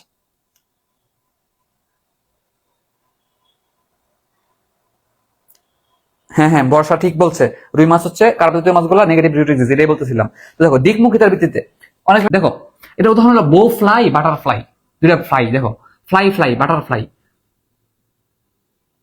দুইটা উদাহরণ তুমি বই থেকে মিলিয়ে দেখো, একটা বো ফ্লাই, একটা হলো বাটারফ্লাই, একটা বো ফ্লাই, একটা কি বাটারফ্লাই। তাহলে দেখো ক্লাই ফ্লাই মিলিয়ে পড়ো, ক্লাই ফ্লাই ফ্লাই, ক্লাই ফ্লাই ফ্লাই, ফ্লাই ক্লাই ক্লাই লাই লাই লাই, হ্যাঁ ঠিক আছে না? ক্লাই ফ্লাই ফ্লাই, তাহলে দেখো ফ্লাই ফ্লাই ক্লাই ফ্লাই, তাহলে বাটারফ্লাই ব্লো ফ্লাই নামের সাথে মিলে আছে, এটা তো জীবনে ভুল হইতো না এটা, ঠিক আছে? ভুল হইব ফরের গুলা, এটা ভুল হইতো না, ঠিক আছে? ভুল হইব ফরের গুলা। মেনোট এক্সিস্ট, এটা হচ্ছে সূর্যের প্রতি পিঁপড়ার চলন, সূর্যের প্রতি সারা দিয়ে কি পিঁপড়ার চলন, তাহলে সূর্য বা পিঁপড়া, সূর্যের প্রতি সারা দিয়ে কার চলন? পিঁপড়ার চলন। আচ্ছা আমি উদাহরণগুলো আগে লিখে পরে আমি মনে রাখার বুদ্ধি বলতেছি, কারণ আমি জানি এগুলো, আমি নিজেও বলে দিতাম, ঠিক আছে? মেনোট এক্সিস্ট, বেজাল লাগবে কোথায় আমি বলতেছি তোমাকে। আচ্ছা একটা হলো নেমোট এক্সিস্ট, নেমোট এক্সিস্ট হলো এখানে কোনো এক্সাম্পল ওইভাবে নাই, ঠিক আছে? টেলোট এক্সিস্ট উদাহরণ হলো, এটাও ওইভাবে উদাহরণ নাই। মৌমাছি বলতে পারো আর কি, মৌমাছি ফুলের প্রতি, ফুল আর মৌমাছি, ফুল মৌমাছি।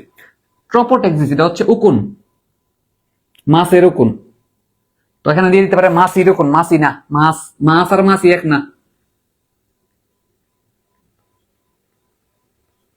ঠিক আছে? ওকে, তো কেমনে মনে রাখা যায়? দেখো ঝামেলা আছে, কয়েকটা ঝামেলা আছে, ঝামেলা আছে, মনে থাকবে না, ঠিক আছে? দেখো আমি কয়েকটা বুদ্ধি বাই করছি আর কি, জোর টোর কইরা। দেখো সূর্য আর পিঁপড়া, পিঁপড়া যদি আসে কি টাকা, দেখো নাম্বার ওয়ান তো বুঝতে পারতেছো, ম্যানো আর নেমোর মধ্যে একটা ফেস লাগবো, বুঝতে পারতেছো, ঠিক আছে না? তো এটা আমি পরে ক্লিয়ার করতেছি। দেখো মেনো, মেনোর থেকে বলতে মন, মনটা মনে কি মন, তো মনটা যে পিঁপড়া মন দিয়ে চলাচল করে, কি বলবা? পিঁপড়া মন দিয়ে চলাচল করে, আমরা একটা বলি না মন দিয়ে পড়াশোনা করো, পিঁপড়া দেখবা যেদিকে যায় যাইতে আছে বা একটা নির্দিষ্ট নিয়ম মেনে মেনে চলে, তো বলবো যে পিঁপড়া মন দিয়ে চলাচল করে, তো মন দিয়ে মনে রাখবো যে মেনোট এক্সিস্ট, বুঝছো? আচ্ছা গেল। নেমো মানে কি? নেমোনিক, নেমোনিক কথা বলি না, নেমোনিক মানে কি? মনে রাখার বুদ্ধি, ছন্দ, ট্রিক্স বা স্মৃতিতে রাখার বুদ্ধি। তো এটার কোনো উদাহরণ নাই, আমি উদাহরণগুলো আগে বলতেছি, সরাসরি কোনো উদাহরণ লেখা নাই। টেলোট এক্সিস্ট, টেলো হচ্ছে কি? মৌমাছি বা হচ্ছে তোমার একটা শক্তিশালী এক্সিস্ট বলা হয়, এটার কোনো উদাহরণ ওইভাবে নাই, তবে একটা উদাহরণ লেখা আছে যে বইয়ের মধ্যে এরকম যে মৌমাছি, ঠিক আছে? আচ্ছা এটা পরে বলতেছি। ট্রপোট এক্সিস্ট, এটা দরকার, এটা এটা ভুল করবা বেশি, এটা ভুল করবা বেশি। ট্রপোট এক্সিস্ট, ঠিক আছে? তো মাছের উকুন, তো এমনি পড়ো যে মাছকে আমি ট্র্যাপে ফেলে ফেললাম, মাছকে যদি ট্র্যাপে ফেলে ফেলি, ট্র্যাপ মানে কি? একটা জালে আটকাই ফেলছি আর কি, বলে না ট্র্যাপে আটকাই গেছি একটা। তো দেখো এমনি বলবো যে মাছকে আমি ট্র্যাপে আটকাই ফেলছি, তো মাছটা যদি ট্র্যাপে আটকে ফেলি, মাছের উকুন তো অটোমেটিক ট্র্যাপে আটকে গেল। এমনি বলো ট্র্যাপে আটকে ফেলছি, ট্র্যাপে আটকে ফেলছি, ঠিক আছে? ট্র্যাপ মানে হচ্ছে ছন্দ বা একটা মনে করো যে কি বলা যায়, একটা কি বলা যায় এটাকে, ট্র্যাপ মানে হচ্ছে একটা ষড়যন্ত্র আর কি, ষড়যন্ত্র আটকে ফেলছে এরকম কিছু একটা, বুঝছো কিনা? তো এটা হলো কথা হচ্ছে ইম্পর্টেন্ট কথাগুলো কি কি, ইম্পর্টেন্ট কথাগুলো কি। ক্লাইনোডেক্সিসের ক্ষেত্রে কথা হলো যে ভাই জোর সংবেদ অঙ্গ থাকে না, বলবো যে এই ক্ষেত্রে জোর মানে জোড়া, সংবেদ অঙ্গ মানে সংবেদন গ্রহণ করে অঙ্গ থাকে না। এবার আসো মেনোটেক্সিস হচ্ছে এদের দিকমুখিতা কৌণিক ধরনের। দিকমুখিতা কিরকম? দিকমুখিতা কৌণিক, বা ইংরেজি হলো অ্যাঙ্গুলার। ঠিক আছে, আমি যেভাবে ছক করে দিতেছি তুমি ছক করে বই লাগাই রাখতে পারো, কোনো সমস্যা নাই। ঠিক আছে, আচ্ছা। এরপরে এখানে বিশেষ কথা কি, নেমোটেক্সিসে, নেমো মানে কি, নেমোনিক না, স্মৃতিমূলক সারাদান। তাহলে যদি বলি স্মৃতিমূলক সারাদান কোনটি, পারতে হবে স্মৃতিমূলক সারাদান। ঠিক আছে, এটা পারতে হবে। টেলোটেক্সিস, টেলো এটা হচ্ছে শক্তিশালী, সবচেয়ে শক্তিশালী একটা উদ্দীপনা। ঠিক আছে, কেমনে মনে রাখবা দেখো, এটা তো পারবো, স্মৃতি মানে নেমোনিক মানে স্মৃতি মনে রাখতে পারবো, ঠিক না?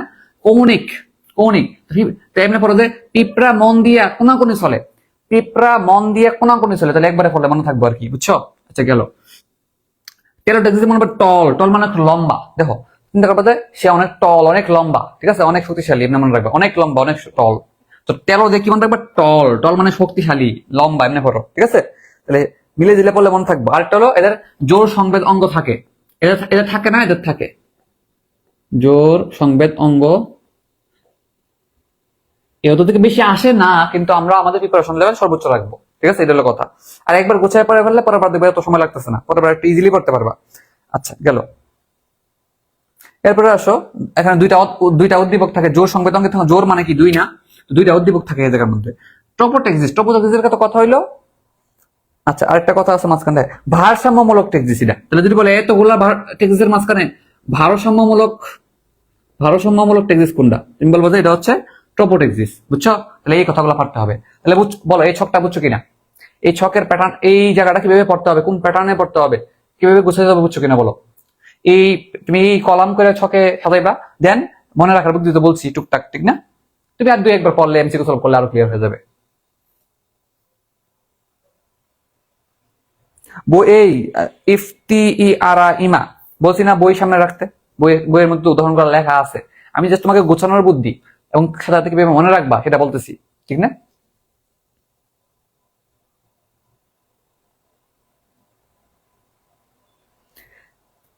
তোমরা, আমি জানি ম্যাক্সিমাম স্টুডেন্টই একটু এভারেজ টাইপের, হ্যাঁ, খুব যে তোমরা আসো অনেকই টপার, কয়েকজন টপার আসো আমি জানি, কিন্তু ম্যাক্সিমাম স্টুডেন্ট আমার মতোই ছিল, একটু মোটামুটি এভারেজ লেভেল এরকম ছিল। তো আমি জানি ভালো করে তোমার কোন জায়গায় সমস্যা, ঠিক আছে, কোনটা মনে থাকবে, কোনটা এমনি মনে থাকবে, কোনটা ঠিক ভুলে যাবে পরীক্ষা হলে, এটা ভালো করে জানি।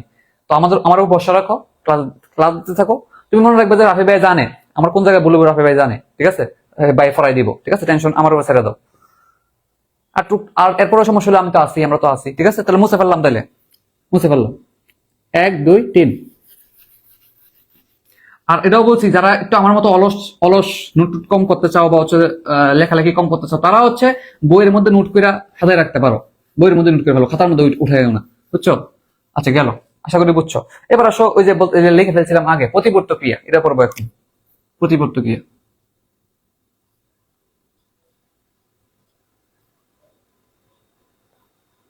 না গুছাইলে ভাই পরের বার তোমার, এখন 1 ঘন্টা লাগতেছে, পরের বার 1 ঘন্টাই লাগবে, অথবা আরো বেশি লাগবে, ঠিক আছে।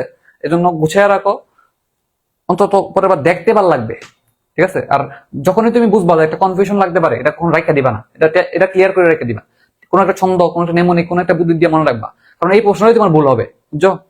আচ্ছা গেল। প্রতিবর্ত ক্রিয়ার ক্ষেত্রে কথা হচ্ছে বৈশিষ্ট্য পড়তে হবে, কি পড়তে হবে, বৈশিষ্ট্য, ঠিক আছে, বৈশিষ্ট্য পড়তে হবে। কোনটি প্রতিবর্ত ক্রিয়া সম্পর্কে সত্য নয়,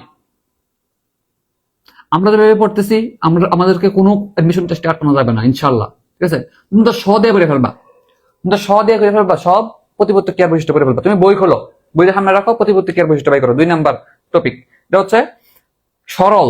এটা কি, এটা একটা সরল প্রকৃতির, ঠিক আছে। যদি বলে এটা কিরকম, এটা সহজাত, স্বয়ংক্রিয়, বলছিলাম না সহজাতের মধ্যে একটা উদাহরণ না, এটা স্বয়ংক্রিয়, অটোমেটিক হয় এটা, বুঝছো? তাহলে এটা কি স্বয়ংক্রিয়, এটা কি হয়, এটা হচ্ছে সহজাত, ঠিক আছে। এবং এটা হচ্ছে, তুমি মনে রাখো যে এটা স্টিরিওটাইপ, এটা কি স্টিরিওটাইপ,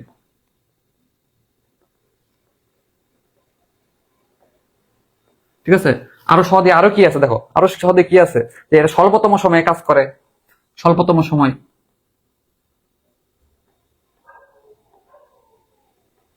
ঠিক আছে? এরপর তুমি বলবা যে ভাইয়া এটা হচ্ছে সার্বক্ষণিক ভাবে, আর দুইটা সহজে আরো দুইটা নেগেটিভ কথা আছে যেটা সংশোধিত হয় না।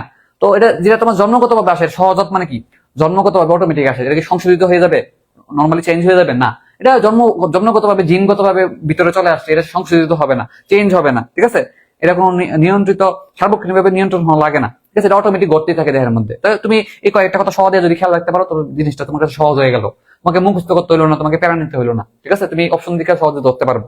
আর যারা মুখস্থ করবে তারা এখানে কট খেয়ে যেতে পারে। বুঝছো কিনা? গেল। এবার আসো, প্রতিবর্তী ক্রিয়ার অংশ কয়টি? অংশ 5টি। পথে প্রতিবর্ত পথে 5টি, তাহলে অংশ কয়টি? 5টি। এটা খুব সহজ কথা। তাহলে অংশ কয়টি? অংশ 5টি। ঠিক আছে? পথে প্রতিবর্ত পথে 5টি অংশ। 5টি অংশের মধ্যে কি আছে? ধরো তোমার একটা ইফেক্টর, একটা গ্রাহক আছে যে গ্রাহক গ্রহণ করবে। তো হাতের মধ্যে মনে করো গ্রহণকারী একটা রিসেপ্টর আছে। তুমি একটা রিডিং দিলে বুঝতে পারবে, আমি তোমাকে মেইন ব্যাপারটা বুঝাই বলি। তো তোমার মনে একটা মশা কামড় দিল, মশা কামড় দিলে তোমার একটা সেন্সরি সেন্স, একটা নিউরন কি গ্রহণ করবে না? গ্রহণ করলো। তাহলে এটা একটা গ্রাহক আছে যে জায়গাটা গ্রহণ করবে, ঠিক না? গ্রাহক আছে, রিসেপ্টর আছে, রিসেপ্টরের পর এটা এফআরএন দিয়া মস্তিষ্কে চলে যাবে, ঠিক না? তো একটা কেন্দ্রে চলে যাবে, মস্তিষ্কের কেন্দ্রে চলে যাবে। মস্তিষ্ক থেকে এটা আবার কি পাঠাবে? একটা সংকেত পাঠাবে ইফারেন দিয়ে। ইফারেন মানে হচ্ছে যেটা বহির্বাহী।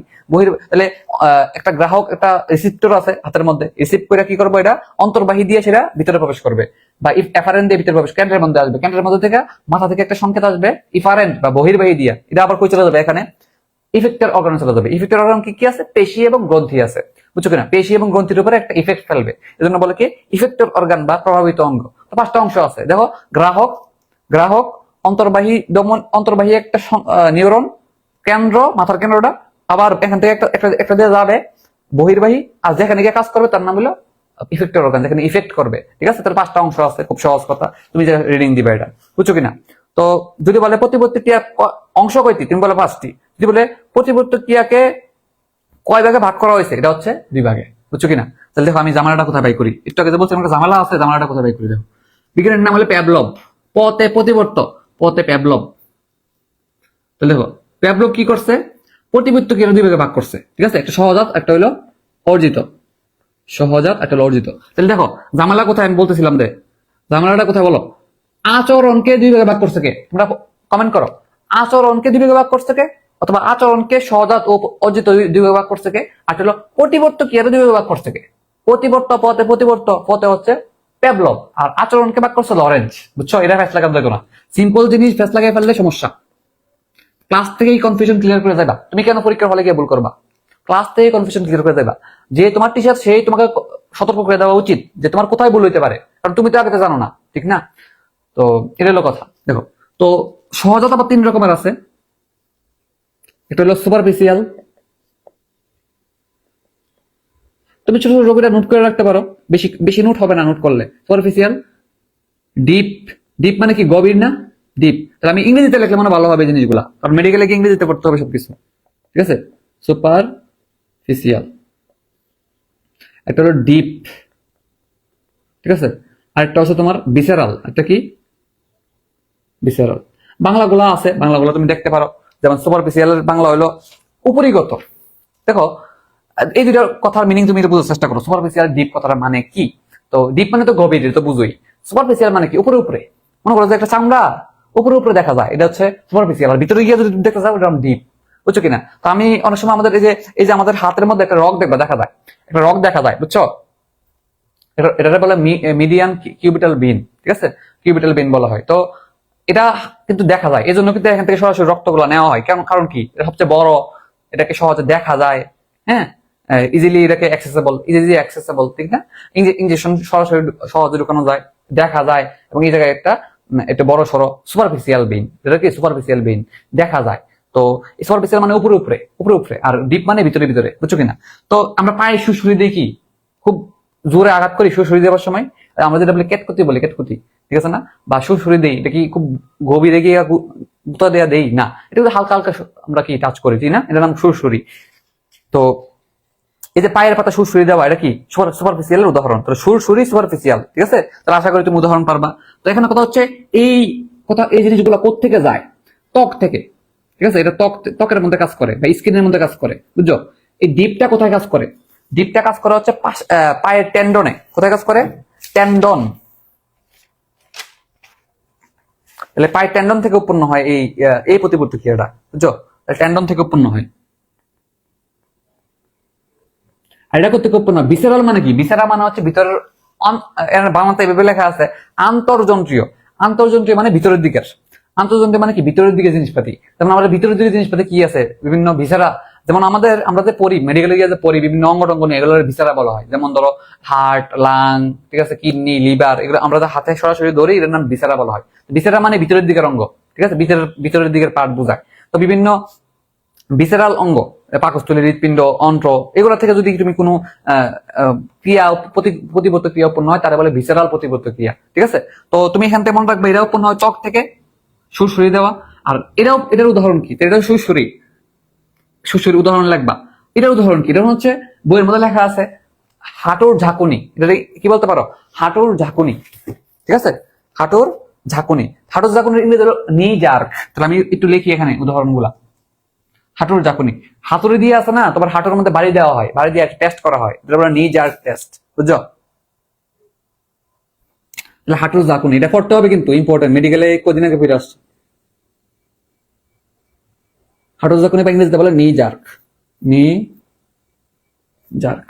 আর এটা হচ্ছে পায়ের তলা সুরসুরি, এটা কোনো সমস্যা নাই। এটা একটু সুন্দর ভাষায় বলা হয় আর কি, প্লান্টার রিফ্লেক্স। প্লান্টার রিফ্লেক্স মানে হচ্ছে মানে সুরসুরি দেওয়ার জায়গাটা বলে প্লান্ট, ঠিক আছে? আচ্ছা, এটা কোনো সমস্যা না, সহজ করা। ওই পড়াটা কই হারাই ফেলছি, বইয়ের পৃষ্ঠা হারাই ফেলছি, দাঁড়াও। হ্যাঁ, প্লান্টার রিফ্লেক্স বলতে পারো তুমি, একটা উদাহরণ। প্লান্টার রিফ্লেক্স এটা অন্য বইয়ে পাবা তুমি, ঠিক আছে? উদাহরণ পাবা অন্য বইয়ে। প্লান্টার রিফ্লেক্স সুপারফিশিয়াল, হাঁটুর ঝাঁকুনি, নি জার্ক হচ্ছে ডিপ, আর ভিসেরাল মানে হচ্ছে একটা কথাই মনে হয় ভিসেরাল থেকে, এটা অটোমেটিক হয়, অটোনমিক, স্বয়ংক্রিয়ভাবে হয় এটা, ঠিক আছে? এটা হচ্ছে অটোনমিক বা স্বয়ংক্রিয়ভাবে এটার প্রতিবর্তী ক্রিয়াটা নিয়ন্ত্রিত হয়, বুঝছো? আর এটার কোথেকে আসে হচ্ছে বিভিন্ন দেহের বিভিন্ন অঙ্গ থেকে, বুঝছো কিনা? তাহলে তিনটা কথা খেয়াল রাখবো, তাইলেই হবে, আর সমস্যা নাই।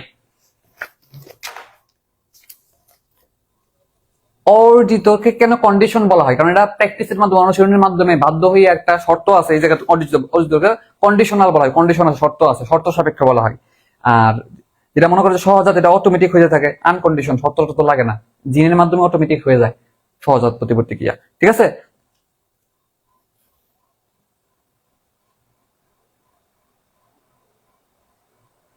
ঠিক আছে,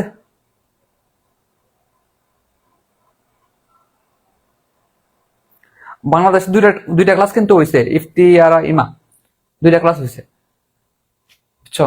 যেগুলো বোঝানোর টপিক ছিল ওগুলো বুঝাইছি। নন নদী একটু কঠিন টপিক ছিল, উপজাতি একটু বোঝার টপিক ছিল, ঠিক আছে? বাকিগুলো হচ্ছে তোমার ওই বই থেকে রিডিং দেওয়া যায়, বাংলাদেশ টপিকের জিকে ক্লাস।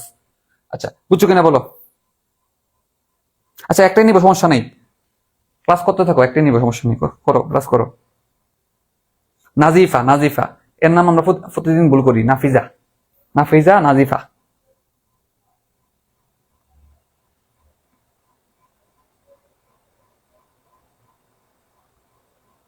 সমস্যা নাই, আমাদের ব্যাকআপ আছে। শাওন ভাইয়ার এই যে কিছুদিন আগে নিচে শাওন ভাই প্রতিরক্ষা ক্লাস, ভালো ক্লাস হয়েছে এটা। তো বুঝছো কিনা বলো? তোমরা সবাই বুঝলে আমি আচ্ছা কি করবো, এরপরের টপিকে চলে যাব। আমি যতটুকু পড়াইছি অতটুকু দেখবা যে ইউটিউবে অনেক ক্লাসে 20 মিনিটে শেষ করে দিছে, 15 মিনিটে, 10 মিনিটে শেষ করে দিছে। কিন্তু পারি না তো, ফাঁকিবাজি করতে পারি না। ওকে, আশা করি সমস্যা হবে না তোমাদের, ঠিক আছে? একজন বলছে ক্লিয়ার।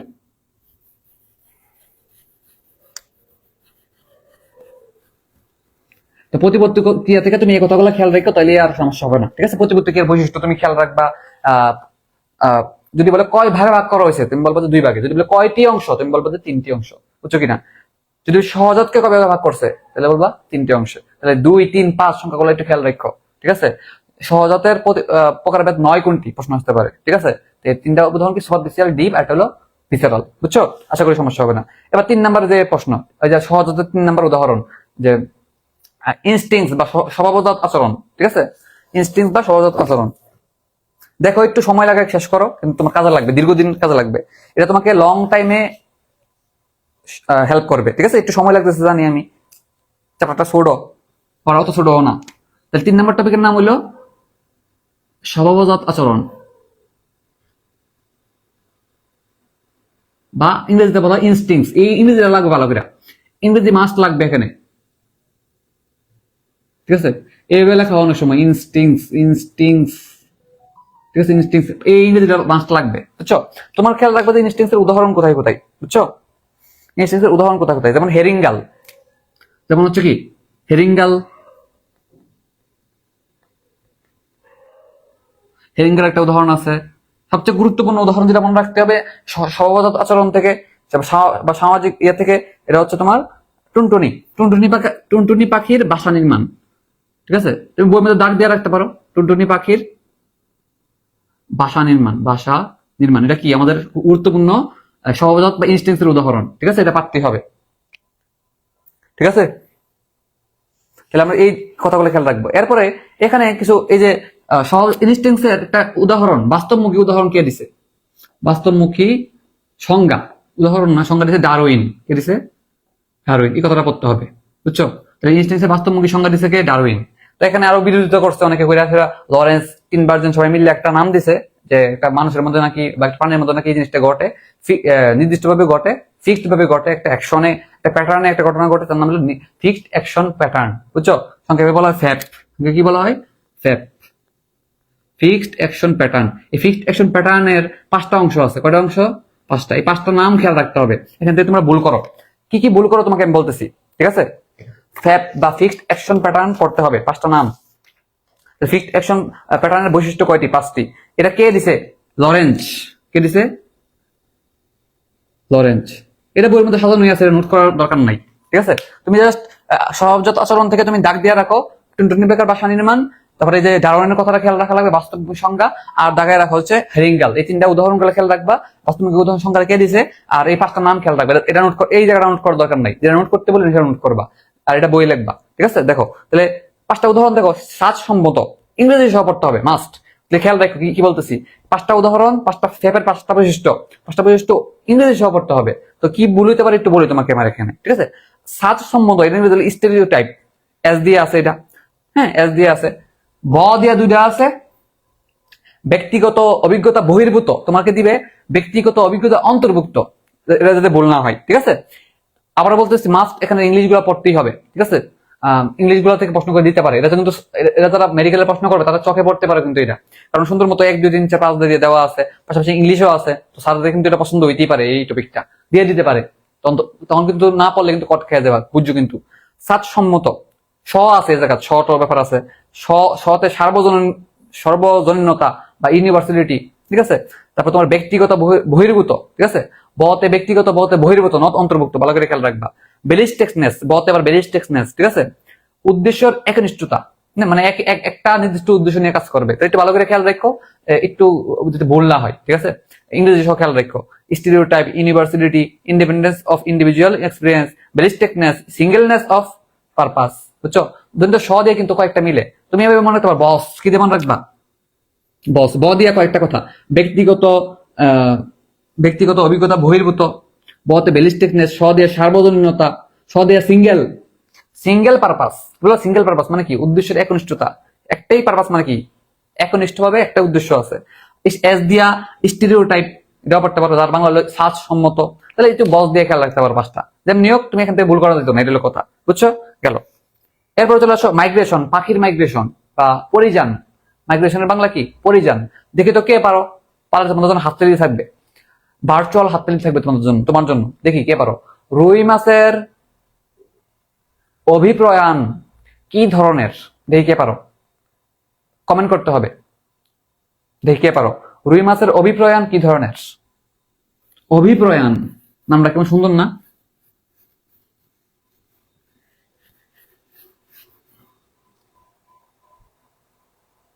ঠিক আছে, আচ্ছা এখন টপিকের নাম হলো মাইগ্রেশন, পাখির মাইগ্রেশন। তার বাংলা হলো পরিযান, যার একটা বাংলা হলো অভিপ্রয়াণ। মুখস্থ বলতে পারো কিনা দেখি তো কেউ? অভিপ্রয়াণ দেখি কারো তো কমন নাই। তাহলে কি সবাই ফেল? সবাই তো ফেল হওয়ার কথা না। দেখি একজন পারো অন্তত। রুই মাছের অভিপ্রায়ন কি টাইপের বা মাইগ্রেশন কি টাইপের, দেখি কে পারো। আচ্ছা দেখি, আমি এখান থেকে তোমার সিলেক্টিভ কিছু কথা বলবো, এই কথাগুলো তুমি সবাই রেখে দিবা, ঠিক আছে? ছোট্ট একটা স্টিকি নোটে। তো বাংলাদেশেরটা আলাদা করে পড়তে হয় যদিও। হ্যাঁ,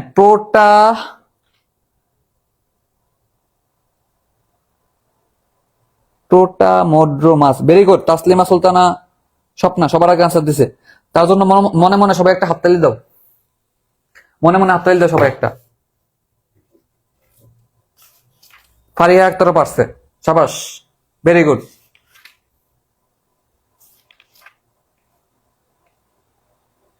আচ্ছা, পেলিয়ারকোটিক অঞ্চলের 40% পাখি প্রজাতি পরিযায়ী, এটা একটু দাগ দিয়ে দাও। পেলিয়ারকোটিক 40% হলো পাখি প্রজাতি পরিযায়ী, এটা একটু দাগ দিতে পারো। আচ্ছা, এখানে কথা হলো মাইগ্রেশন কারা কারা করে। তো একটা উদাহরণ, একটা পাখির উদাহরণ হলো চামচটটি কাদাকুচা। একটু কেমন জানেন নামটা? চামচটটি কাদাকুচা, ঠিক আছে? বা অনেকে বলে চামচ ঠোঁটি কাদাকুচা, কি নাম দেখছো? স্পুন বয়েলড স্যান্ডনিপার, ইংরেজি সহ পড়তে হবে। Spoon billed sandpiper. হ্যাঁ, এটা হচ্ছে একটা উদাহরণ, মাইগ্রেশন করা একটা পাখির উদাহরণ, বুঝছো? তো আর কি কি উদাহরণ আছে দেখো, তাহলে পাখির উদাহরণ পড়তে হবে, মাইগ্রেশনকারী পাখির উদাহরণ, ঠিক আছে? দেখো কয়েকটা উদাহরণ আমি লিখতেছি, তুমি একসাথে নোট করে নাও। এটা হচ্ছে চামচ ঠোঁটি খাদা কোচা, কি নাম এটা? চামচ ঠোঁটি কাদা খুচা, ইংরেজি স্পুন বয়েলড স্যান্ডনিপার, ইংরেজি বইটা বারবার বলতেছি, ঠিক আছে? আচ্ছা, আরো কিছু উদাহরণ আছে যারা এরকম পরিযায়ী মাইগ্রেশন করে। হিমালয়ান পার্টিস, তুমি পুরা প্যারা পড়ার দরকার নাই, ঠিক আছে? তুমি এখন একবার রিডিং দিয়ে রাখো যদি প্রথম পড়ে থাকো, কিন্তু এরপরে তুমি পুরো প্যারা পড়বা না, যেগুলো লিখে দিতেছি এগুলো পড়বা, বুঝছো? হিমালয়ান পার্টিস, এরপর তুমি পড়বে গোল্ডেন প্লোভার,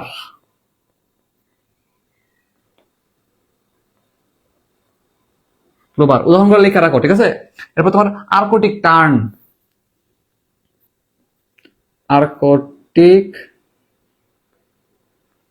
ঠিক আছে? আচ্ছা, এটা একটু পড়বা। আরে এই যে পাখিগুলা বাংলাদেশে আসে কখন? বাংলাদেশে মেনলি গ্রীষ্মকাল শীতকালে আসে, তবে শীতকালে বেশি আসে, শীতকাল আসে বেশি। তো শীতকালে কিন্তু পাখিদের বেশি কি হয়, পরিযায়িতা দেখা যায়। এটা কোন মাসে? এটা একটু পড়তে পারো। এটা হলো অক্টোবর মার্চ মাস, অক্টোবর থেকে মার্চ মাসের মাঝখানে এই সময়টাতে কি আসে আমার হচ্ছে বাংলাদেশে কিন্তু পাখিরা বেশি বেশি আসে। পরিযায়ী বিভিন্ন দেশ থেকে কি আসে, পাখি আসে, বুঝছো?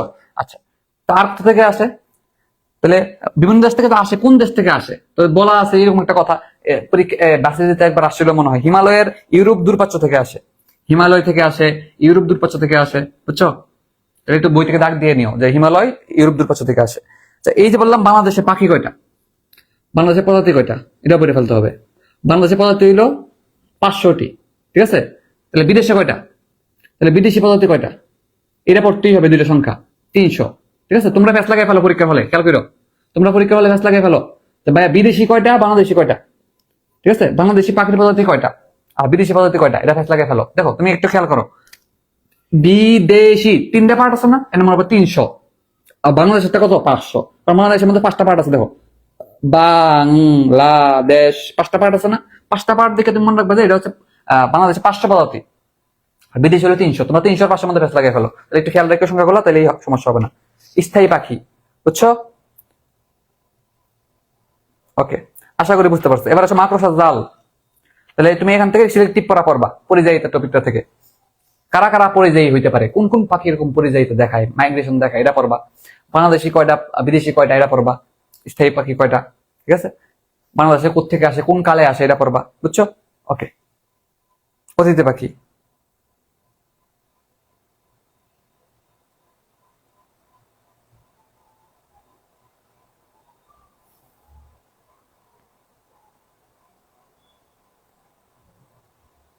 তাহলে মুছতে পারলাম আমি, ঠিক আছে? তুমি এই একটু পার্ট নোট করে রাখো, এই অল্প একটু পার্ট নোট করে রেখে দিবা।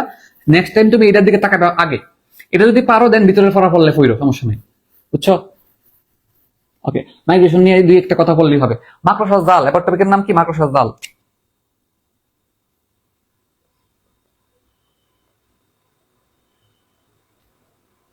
এখান থেকে তোমার কিছু পড়া গুছাই দিই, ঠিক আছে?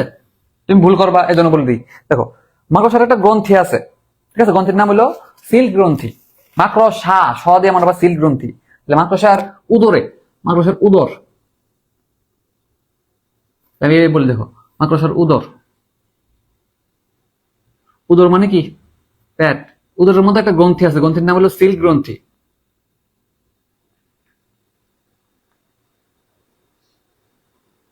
সিল্ক গ্রন্থি, সতে সিল্ক গ্রন্থি। এখান থেকে একটা স্ক্লেরোপ্রোটিন উৎপন্ন হয়, যেটার নাম হলো ফাইব্রাইন। এটা বইয়ে নাই মতো ফাইব্রাইন। তাহলে এখান থেকে কি উৎপন্ন হয়? একটা স্ক্লেরোপ্রোটিন উৎপন্ন হয়, যার নাম হলো ফাইব্রাইন। ফাইব্রাইন মানে কি? যেটা ফাইবার তৈরি করবে। ফাইবার, ফাইবার মানে কি? সুতার মতো না, তন্ত্রের মতো জিনিস না? এটা কি একটা স্ক্লেরোপ্রোটিন। এটা একটা কি? স্ক্লেরোপ্রোটিন। স্ক্লেরোপ্রোটিনটার কাজটা কি? স্ক্লেরো কথার অর্থ শক্ত বোঝায়, স্ক্লেরা কথার অর্থ শক্ত বোঝায়। যেমন তোমরা পড়ছিলে না, প্যারেনকাইমা, কোলেনকাইমা, স্ক্লেরেনকাইমা। স্ক্লেরেনকাইমা কাজ ছিল যান্ত্রিক দৃঢ়তা দেওয়া, শক্ত শক্ত করা। এটা ছিল কি? স্ক্লেরেনকাইমার প্রধান কাজ। স্ক্লেরা কথার অর্থ শক্ত। তাহলে এখানে কি উৎপন্ন হয়? স্ক্লেরোপ্রোটিন উৎপন্ন হয়। তাহলে এটা কি প্রোটিন? স্ক্লেরোপ্রোটিন। তাহলে ফাইব্রাইন নামক একটা স্ক্লেরোপ্রোটিন তৈরি হয়, যেটা দিয়া মূলত আমাদের এই যে মাকড়সারা সুতা তৈরি করে। কি তৈরি করে? সুতা তৈরি করে, সুতা, সুতা। এই সুতাটা যখন বায়ুর সংস্পর্শে আসে, তখন এটা না হয়ে যায় রেশমি সুতা হয়ে যায়। এটা কি হয়ে যায়? রেশমি সুতা, ঠিক আছে? এটা স্থিতিস্থাপক হয়, নর্মাল সুতা থেকে অনেক বেশি লম্বা হইতে পারে, ঠিক আছে? এটা অনেক ইস্পাতের থেকে অনেক বেশি দৃঢ়, শক্তিশালী, ঠিক আছে?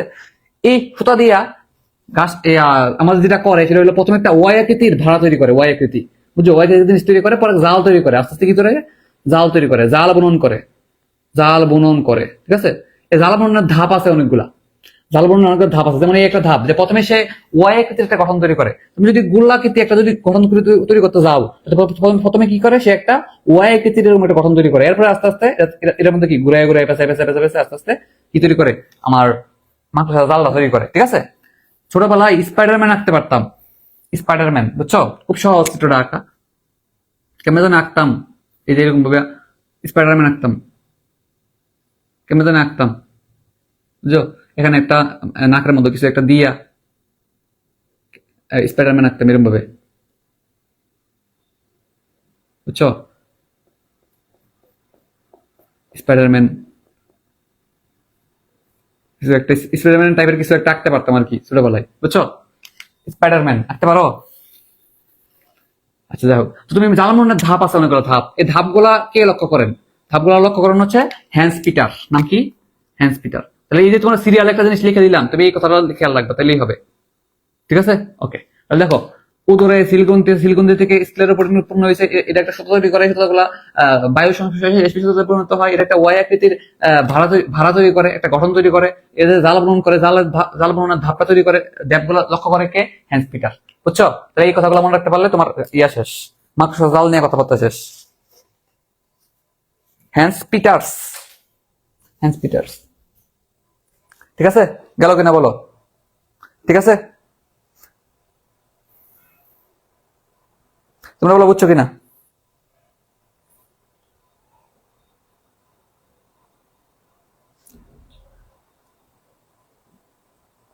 হ্যাঁ, স্ক্লেরোপ্রোটিন একটা সরল প্রোটিন।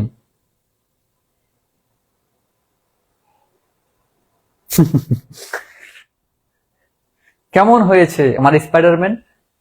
এতই সুন্দর হয়েছে যে আমি আঁকার সাথে সাথে এত সৌন্দর্য দেখার পর আমি নিজেই মুছে দিলাম, বুঝছো?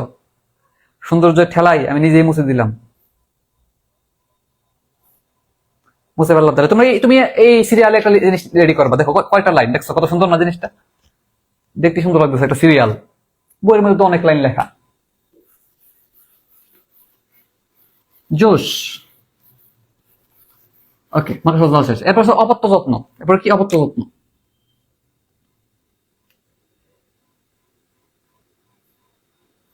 অপত্য যত্ন, তো অপত্য যত্নের মধ্যে দেখো, আমার মাছ আছে, পাখি আছে, আমার ব্যাং আছে, ঠিক আছে? তিনটা জিনিস নিয়ে পড়তে হয়, মাছ, ব্যাং। তুমি চাইলে আমার কথাবার্তা গুলো ছোট ছোট করে একটা 2-3 পেজের মতো নোট করে ফেলে পারতে করতে পারো, তোমার অনেক পড়া কমে যাবে। বা বইয়ের মধ্যে নোট করে তোমার একটা কি? পাখি। 3 ধরনের অপত্য। অপত্য মানে কি? বাচ্চা, বাচ্চাকে পালন করে কিভাবে বা আদর করে কিভাবে। এই মাছটা বেশি ইম্পর্টেন্ট, বুঝছো? এখান থেকে মাছটা বেশি ইম্পর্টেন্ট, মাছটা পড়তে হবে। তো মাছ থেকে কি পড়তে হবে? তো মাসে একজন বিজ্ঞানী নাম হলো টিন বার্জেন, সে দেখছে একটা ঘটনা। নাম কি? তোমার 3 পেজের পড়া দেখো কি কি পড়তে হবে, বুঝছো কিন্তু। টিন বার্জেন, টিন টিন মিলে পড়ো কি, টিন তিন, টিন টিন, তাহলে তিন থেকে বলবো তিন কাটা স্টিকল ব্যাগ। একটা মাছের নাম কি? তিন কাটা স্টিকল ব্যাগ। একটা মাছ আছে, তা তিন টিন দেখো, তা তিন কই দেখছে? তিন কাটা স্টিকল ব্যাগে একটা অপত্য যত্নের একটা কাহিনী দেখছে। তা কি করছে? স্টিকল ব্যাগ কি করে জানো? একটা নাচে, নাচে জিগ জ্যাক নৃত্য। কি দেখায়? জিগ জ্যাক নৃত্য প্রদর্শন করে। তাহলে তোমরা যদি প্রশ্ন করে জিগ জ্যাক নৃত্য প্রদর্শন করে কোন প্রাণী, তুমি বলবা তিন কাটা স্টিকল ব্যাগ। কে দেখছে এই ঘটনাটা? Tin Bergen. জিগ জ্যাক নৃত্য, এটা খুব ইম্পর্টেন্ট। জিগ নৃত্যটা, এই নৃত্য দিয়ে লাভটা কি? তো এটা কে দেখায়? এটা পুরুষ দেখায়। এটা কে দেখায়? পুরুষ মাছ দেখায়। তাহলে পুরুষ মাছ যদি দেখায়, এই নাচটা কারা দেখাবে? আরেকটা পুরুষ রে? না, পুরুষ পুরুষ নাচ দেখায় লাভ কি? নারীদের দেখাইবো। নারীদের দেখানোর উদ্দেশ্য তো নারীকে আকর্ষণ করা। তাহলে দেখো, স্ত্রী মাছকে আকর্ষণ করা, এটা হচ্ছে পুরুষের উদ্দেশ্য। তাহলে স্ত্রী মাছকে আকর্ষণ করা, এটা হচ্ছে তার এই জিগজ্যাগ নৃত্যের উদ্দেশ্য। বুঝছো? তাহলে দেখো, তোমার এই কথাটা মনে রাখতেই হবে। তিনটা কে দেখছে, কোথায় দেখছে, এই প্রাণী কি করে, করে লাভটা কি, বুঝছো কিনা? এই কথাগুলো পড়লেই হবে। ব্যাঙের ক্ষেত্রে তুমি একটা উদাহরণটাই করবা যে ভাই ব্যাঙ হচ্ছে গ্লেডিয়েটর ব্যাঙ। এক্ষেত্রে অপতত্ন করতে দেখা যায় গ্লেডিয়েটর ব্যাঙ। গ্লেডিয়েটর ব্যাঙ এটা কি দেখায়? যে এই উদাহরণটার মধ্যে পরে আর কি, অপতত্ন উদাহরণের মধ্যে পরে। তুমি একটু এক্সট্রা পড়লে পড়তে পারো, এটা জননকালটা। জননকাল এক্সট্রা পড়লে পড়তে পারো। জননকাল হচ্ছে মার্চ থেকে সেপ্টেম্বর। যদিও লাগে না, না পারলে পড়বা না, ঠিক আছে? এমনি লিখতেছি, এটা পড়লে এটা পড়বে, নাহলে দরকার নাই, ইম্পর্টেন্ট না। এটা তুমি ইয়াটা পড়তে পারো, বৈজ্ঞানিক নামটা পড়তে পারো, হাইপসিবাস রোজেন বার্গি। এটা বৈজ্ঞানিক নামটা দেখে রাখতে পারো, এখানে একটু দেখে রাখতে পারো, তাইলে হইলো, ঠিক আছে? না পড়লে দরকার নাই। পাখির ক্ষেত্রে পানকড়ি পাখি আছে, হেরিঙ্গাল আছে। তাহলে পানকড়ি বা ছোট পানকড়ি যেটা বলো না কেন, পানকড়ি যেটা আছে, এটা কি হেরেঙ্গাল, হেরিঙ্গাল। হ্যাঁ, এটা হচ্ছে তোমার পাখির উদাহরণ আর কি, বা সমুদ্র চিল বলা হয় এটাকে। কি বলা হয়? সমুদ্র চিল। বুঝছো? তাহলে তুমি এটা সবচেয়ে বেশি গুরুত্বপূর্ণ। এগুলো না মনে রাখতে পারলো, তুমি এই মাসেরটা মনে রাখবাই, এই কথাটা মনে রাখতেই হবে, বুঝছো কিনা? তাহলে বলো অপত্য থেকে কি পড়তে হবে, কেমনে পড়তে হবে, বুঝছো কিনা?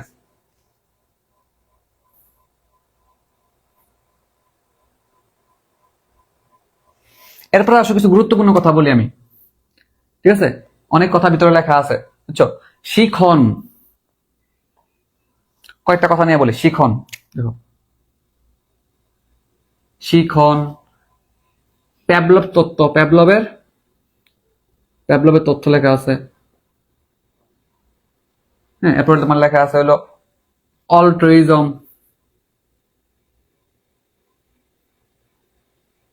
তারপর অর্থ হচ্ছে সামাজিক আচরণ।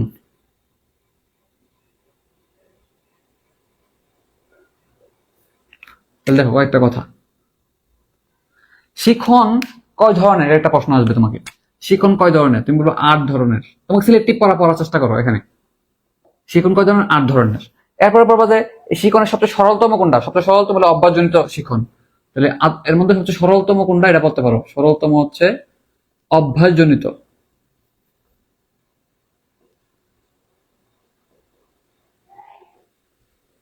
অভ্যাসজনিত হচ্ছে সবচেয়ে সরলতম উদাহরণ। প্যাভলভের তত্ত্ব, প্যাভলভ এখানে কি বলছে? এখানে এক্সপেরিমেন্টটা কার উপরে করছে? কুকুর। প্যাভলভ কার উপরে এক্সপেরিমেন্ট করছে? কুকুরের উপরে। তোমরা সবাই জানো।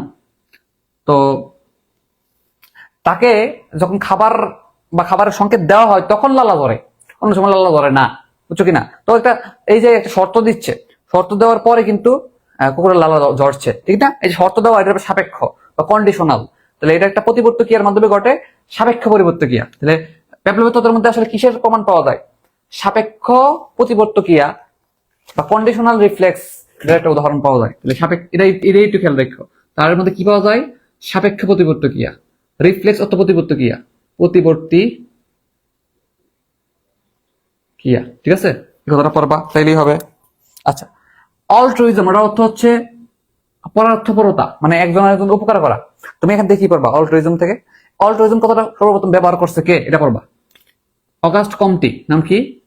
অগাস্ট কমটি। অগাস্ট কমিটি অল্ট্রুইজম কথা সর্বপ্রথম ব্যবহার করছে, এবং তুমি এখান থেকে এক্সাম্পল গুলো পড়বা। অল্ট্রুইজমের এক্সাম্পল কি কি? সবচেয়ে কঠিন প্রশ্ন এরকম আসতে পারে।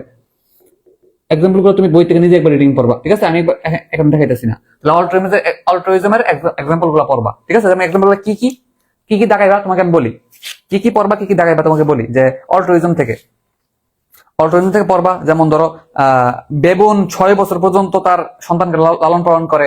এই যে একটা পরোক্ষপরতা বা হচ্ছে কি বলে এটাকে, অ্যালট্রুইজমের ব্যাপার স্যাপার। ফলিয়েজ মাকড়সা, মা বাচ্চাদেরকে বড় করার পর বাচ্চাটা মারে খেয়ে ফেলে, বুঝছো? এটা একটা। রক্তচোষা বাদর, ভারপেট বানর, ডলফিন, চিত্রা হরিণ বইয়ের মধ্যে দেওয়া আছে, একটু একবার রিডিং দিয়ে রাখবা, এই জীবন পরীক্ষা আসে নাই, বুঝছো? অল্ট্রুইজমের এক্সাম্পল। সামাজিক আচরণ কে দেখায়? একটা মৌমাছি কে দেখায়?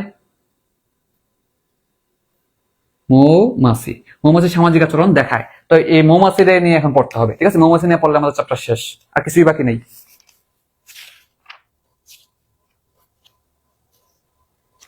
এই চ্যাপ্টার থেকে অবশ্যই সকল ছক পড়তে হবে।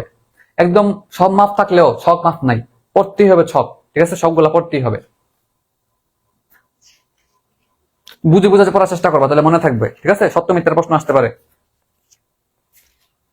তাহলে ছক থেকে সত্য মিথ্যার প্রশ্ন আসতে পারে। অবশ্যই সবাই সতর্ক থাকবো, মাস্ট, 100%, ঠিক আছে? গুরুত্ব দিয়ে কিন্তু বলতেছি, মনে রাখো, ঠিক আছে? আচ্ছা, মৌমাছি নিয়ে পড়বো এবার। তাহলে সবাই মৌমাছি নিয়ে রেডি কিনা বলো? মৌমাছি নিয়ে পড়তে, মৌমাছি নিয়ে একটু পড়াশোনা আছে এখানে, একটু বুঝে বুঝে পড়তে হবে। তোমরা কি করো, তুমি পরীক্ষার হলে যদি দরকার রেডি পড়ো না, যদি না দরকার রেডি মুখস্থ করে আকারা পাপ দশ শুদ্ধ গোষ্ঠী সব শিক্ষা চলে যাও, পরে পরীক্ষার হলে মেইন জিনিস পারো না, বুঝছো? এই জন্য বুঝতে হবে কি মনে রাখবো, কি স্থায়ীভাবে মনে রাখতে হবে, এটা বুঝতে হবে, বুঝছো?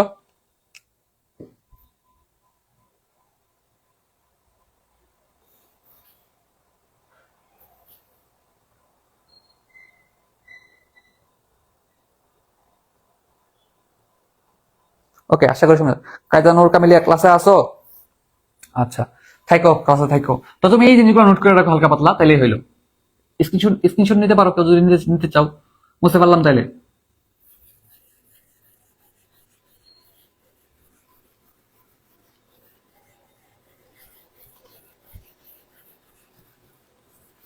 লাস্ট টপিক মৌমাছি, এখানে ভুল করো তোমরা, সহজ সহজ জিনিস।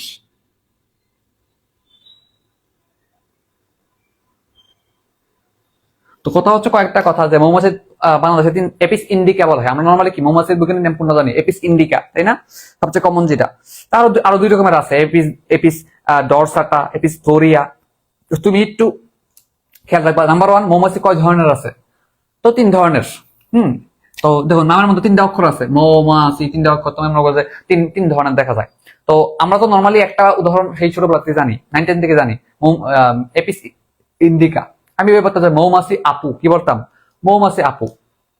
আচ্ছা, তোমরা একটা জিনিস পড়ো না, কেন যে পড়ো না বুঝি না, তোমাদের মানে কেন আগ্রহ নাই? এই যে তোমাদের আজমল স্যারের যে নতুন এডিশন, এটা প্রথম দিয়া, বা আলিম স্যারের যে যার কাছে বই আছে, প্রথম দিয়া দেখবা যে বিভিন্ন চাষ বা পালনের বা কালচারের নাম লেখা আছে। তোমার কয়েকটা বলি, দেখো। মৌমাছি পালনকে কি বলে বলতে পারবা? মৌমাছি চাষকে কি বলে? পিসি কালচার নাকি অন্য কালচার? বিভিন্ন কালচারের নাম লেখা আছে। আমি তোমাকে কয়েকটা দীক্ষা বলি, ধরো। তোমরা কেউ আনসার করার চেষ্টা করো, বিসিএস এ আসছিল, জিকে তেও আসে এগুলা, ঠিক আছে? বিসিএস এ জিকে তে আসে। মৌমাছি চাষকে কি বলে? মৌমাছি চাষকে কি বলে? শেষ, আমাদের শেষের দিকে, লাস্ট টপিক, এপি কালচার না? আর পিসি কালচার কোনটা বলো তো? পিসি কালচার, সকল কালচার পড়বা তোমরা, যেগুলো ভুল করে দিত না। ক্ষুধার্ত প্রাণী অন্যের খাবার দেখলে সাপেক্ষ হবে, এটা না, সাপেক্ষ হবে। এপি কালচার তো মৌমাছি। পিসি কালচার কোনটা, এটা বলো? ছিল তো প্রথম দিকে, কইরেই খুঁজে পাই না কেন? পাইছি। এরভাবে প্রথম দিকে বিভিন্ন জিনিসের নাম লেখা আছে, মেরি কালচার, তারপরে তোমার হচ্ছে পিসি কালচার, মানে শোনো, পিসি কালচার হচ্ছে মৎস্য চাষ, এপি কালচার হচ্ছে মৌমাছি চাষ, সেরি কালচার হচ্ছে রেশম চাষ। ধরা খেয়ে যাবা, আমি একটু বলি, দেখো 3টা কালচার। মৌমাছি চাষটা কি বলে? এটা আমি ওই প্রথম দিক থেকে বলতেছি, মনে হইতে পারে যে এগুলো ইম্পর্টেন্ট না, দিয়ে দিলে একবারে খাইছো কট, ডাইরেক্ট কট খেয়ে যাবা। বুঝছো? তো মৌমাছি পালন এপিকালচার বলা হয়। তাহলে মৌমাছিটা বলি আরো, মৌমাছি কি বলে? এপিকালচার। আর 3 ধরনের মৌমাছি আছে, একটা হচ্ছে এপিস আইডিয়া, আইডিএফ আপনি পড়তে পারো, আইডিএফ, ঠিক আছে? আমরা বলি না আই ডোন্ট নো, আমি বলবো কি আই ডোন্ট, কি বলবা এফ দিয়ে কি বলতে পারো? আই ডোন্ট ফালতু, কি বলবা? আই ডোন্ট ফালতু নাকি কিছু একটা মিলে পড়ো। আইডিএফ। ইন্ডিকা, আই দিয়ে হচ্ছে এপিস ইন্ডিকা, ডি দিয়ে হচ্ছে আরেকটা নাম আছে এপিস ডরসাটা, আর ফ্লো দিয়ে হচ্ছে এফ দিয়া ফ্লোরিয়া। বুঝছো? 3টা নাম নিয়ে খেয়াল রাখতে পারো। জাস্ট নিচের কোনটি পাওয়া যায় না প্রশ্ন করতে পারে আর কি, বুঝছো? আসে না তো। আর 2টা কি কি দেখো, সেরিকালচার একটা হলো পিসিকালচার বলতেছি আমি, এটা হলো সেরিকালচার, এটা হলো পিসিকালচার। শেষ আমাদের ক্লাসের লাস্ট টপিক এটা, ঠিক আছে? সেরিকালচার হচ্ছে রেশম চাষ, আর পিসিকালচার হচ্ছে মৎস্য চাষ, ঠিক আছে? আচ্ছা, তো কেমনে করতে পারো? এমনি বলতে দেখো, রেশম থেকে বলবো রেশমি, রেশমি একটা আপা, রেশমি আপা না, এটা সেরি না এটা। তো আমরা কোন এলাকায় জানো ছেলেরা বলে সেরা, মেয়েরা বলে সেরি, সেরা সেরি, বুঝছো? অনেক নাম আছে, পোলা, ফুরি, তারপরে তোমার কি ছেলে মেয়ে, তারপরে আরো কি নাম আছে, সেরা সেরি। তো কোন একটা এলাকায় মনে হয় সেরি বলে, ওই সেরি, ওই সেরি। সেরি মানে কি মেয়ে না? মেয়ে, তাহলে এমনি রেশমি একটা সেরি, একটা সেরি বা মেয়ে, বুঝছো? এমনি মিলিয়ে পড়ো সেরিকালচার। আর পিসিকালচার কি পিসি, কি বলবা, পিসি পিসি, পিসি মা এমনি পড়ো, পিসি মা মৎস্য চাষ, এমনি মিলিয়ে পড়ো আর কি, তো মনে থাকবো। ডাইরেক্ট পড়লে মনে থাকবো না, ঠিক আছে? গেল। তা আসলে এমনি একটু মিলাই বলে দিলাম আর কি, তোমরা পড়ো আর কি, এগুলো অনেকে পড়ে না, সতর্কতামূলক মনে করে দিলাম। আচ্ছা, তো এবার আসলে মৌমাছি 3 ধরনের আছে, 3 ধরনের।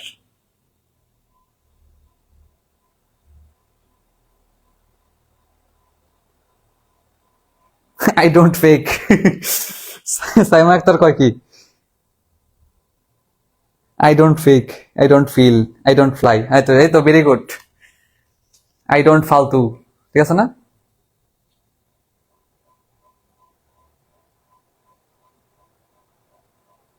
ইউরোপ আফ্রিকায় 2টা পদ্ধতি পাওয়া যায়, বুঝছো? এগুলো রিডিং দিবা, এগুলো খুবই ইম্পর্টেন্ট না। দেখো, ইম্পর্টেন্ট পড়া তোমাকে বলি, খেয়াল করো, সবাই মনোযোগ দাও। আমাদের আছে রানী মৌমাছি, রানী বানান কেমনি দীর্ঘিকার, কুইন, এটা কি কিং, রাজা মৌমাছি, রাজা মৌমাছি আছে, এই রানী আছে, রাজা আছে নাকি বলতো? রাজা আছে, রাজা নাই। তো একটা প্রশ্ন করতে পারে ভেবে যে নিচের কোনটি মৌমাছির প্রকারভেদ নয়? অনেকেই আবেগের ঠেলাই রানী দিকে রাজা জায়গায় দিব, তো মনে করবো রানী যেহেতু আছে রাজা তো থাকবোই। আরে কি জেনে পড়ছিলাম, রাজা তো থাকবোই, মনে না, রাজা নাই, পুরুষ, পুরুষ মৌমাছি, নট রাজা মৌমাছি, ঠিক আছে? আর এটা হলো কর্মী মৌমাছি, যারা কাজ টাজ করে দিবে আর কি, চাকর বাকর যারা আছে, বুঝছো? এখান থেকে গুরুত্বপূর্ণ কিছু পড়াশোনা আছে, বুঝছো? আচ্ছা, রানী এটা হচ্ছে মেইন এবং সবচেয়ে বড়। সিরিয়ালে যদি বলি রানী হচ্ছে সবচেয়ে বড়, এরপর পুরুষ, এরপর হচ্ছে কর্মী সবচেয়ে ছোট। সংখ্যায় কিন্তু তারা বেশি।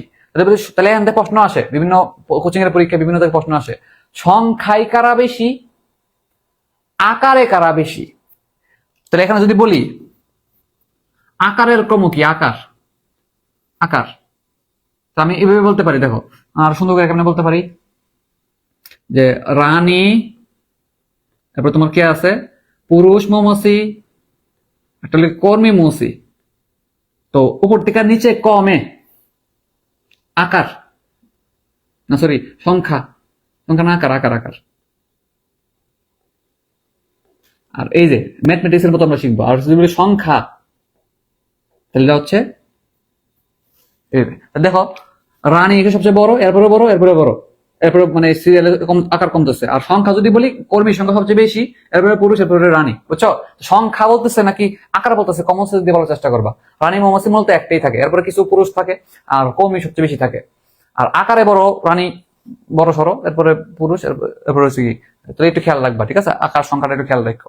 রানী মাত্র একটা থাকে। তাহলে আকার সংখ্যা নিয়ে আশা করি তোমাদের ক্লিয়ার, কোনো সমস্যা হওয়ার কথা না। ছোট্ট করে এটা একটু বইয়ের পাশে লিখে রাখবা, ছোট্ট করে লিখে রাখবা, তাহলে দেখবা যে পরীক্ষা হলে বা রিভিশন দেওয়ার সময় চোখে পড়ে যাবে, বুঝছো? গেল। এরপরে আসলে রানী, রানী মানে একটা মহিলা না, মহিলা বা ফিমেল, তাই না? রানী মানে কি ফিমেল, এজন্য ফিমেলের মাথা থেকে যা ক্ষরণ হবে তার নাম pheromone. F for female, F for pheromone. তো তোমার প্রশ্ন আসবে ফেরোমন ক্ষয়িত হয় কই থেকে? তো বলবো ফতে ফিমেল, ফতে রানী। তাই এর থেকে ফিমেল আছে কে তিনজনের মাঝখানে? ফিমেল আছে কে? এই যে রানী ফিমেল, তাহলে ফেরোমন ক্ষয়িত হয়। যদি বলে ভাই এই ফেরোমনটা রানীর কোত্থেকে ক্ষয়িত হয়, রানীর দেহের কোন অংশ থেকে ক্ষয়িত হয়, তো রানী তো একটা মহিলা, ম ফর মহিলা, ম তে মনে রাখবা এটা হচ্ছে মস্তিষ্ক থেকে ক্ষয়িত হয়। ক্ষয়িত হয় মস্তিষ্ক থেকে ক্ষয়িত হয়। ঠিক আছে, কথা বুঝতেছো কিনা আমার বলো? তাহলে কয়েকটা কথা ভুল করো, খুব ছোট ছোট কথা, যে রানীর কোন অংশ থেকে? মস্তিষ্ক থেকে। কি? ফেরোমন, ফতে ফিমেল। ফেরোমন করতে করিতে হয় ফিমেল থেকে, মনে রাখবা। তাহলে মনে রাখবা যে নারী, নারী না রানী, রানী, রানী না রানী, না রানী মুখে দেয় না রানী না রানী, রানী, রানী, নারী, রানী নারী, রানী। ঠিক আছে,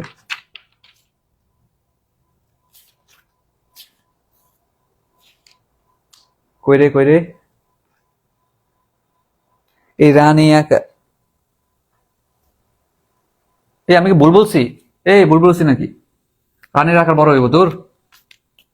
আর আমি ঠিকই বলছি, তোমরা ভুল দেখছো। আমি ঠিকই বলছি, তোমরা ভুল দেখছো।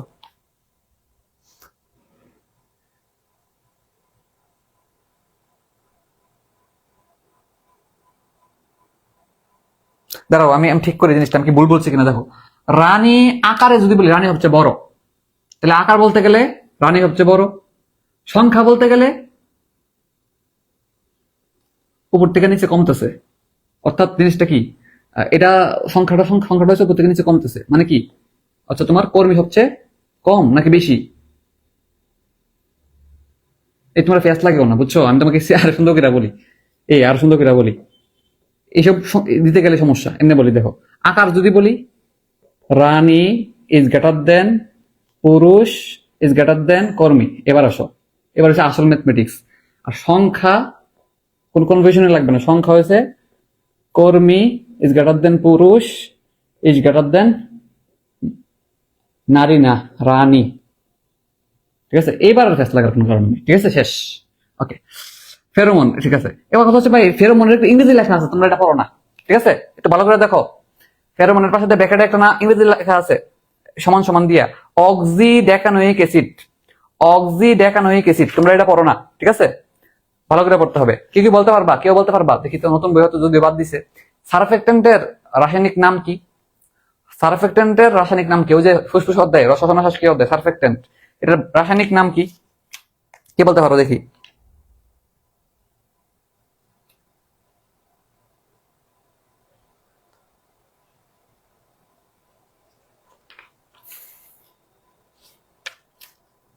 আমাদের পড়া কিন্তু শেষের দিকে, আরো অল্প একটু পড়া আছে।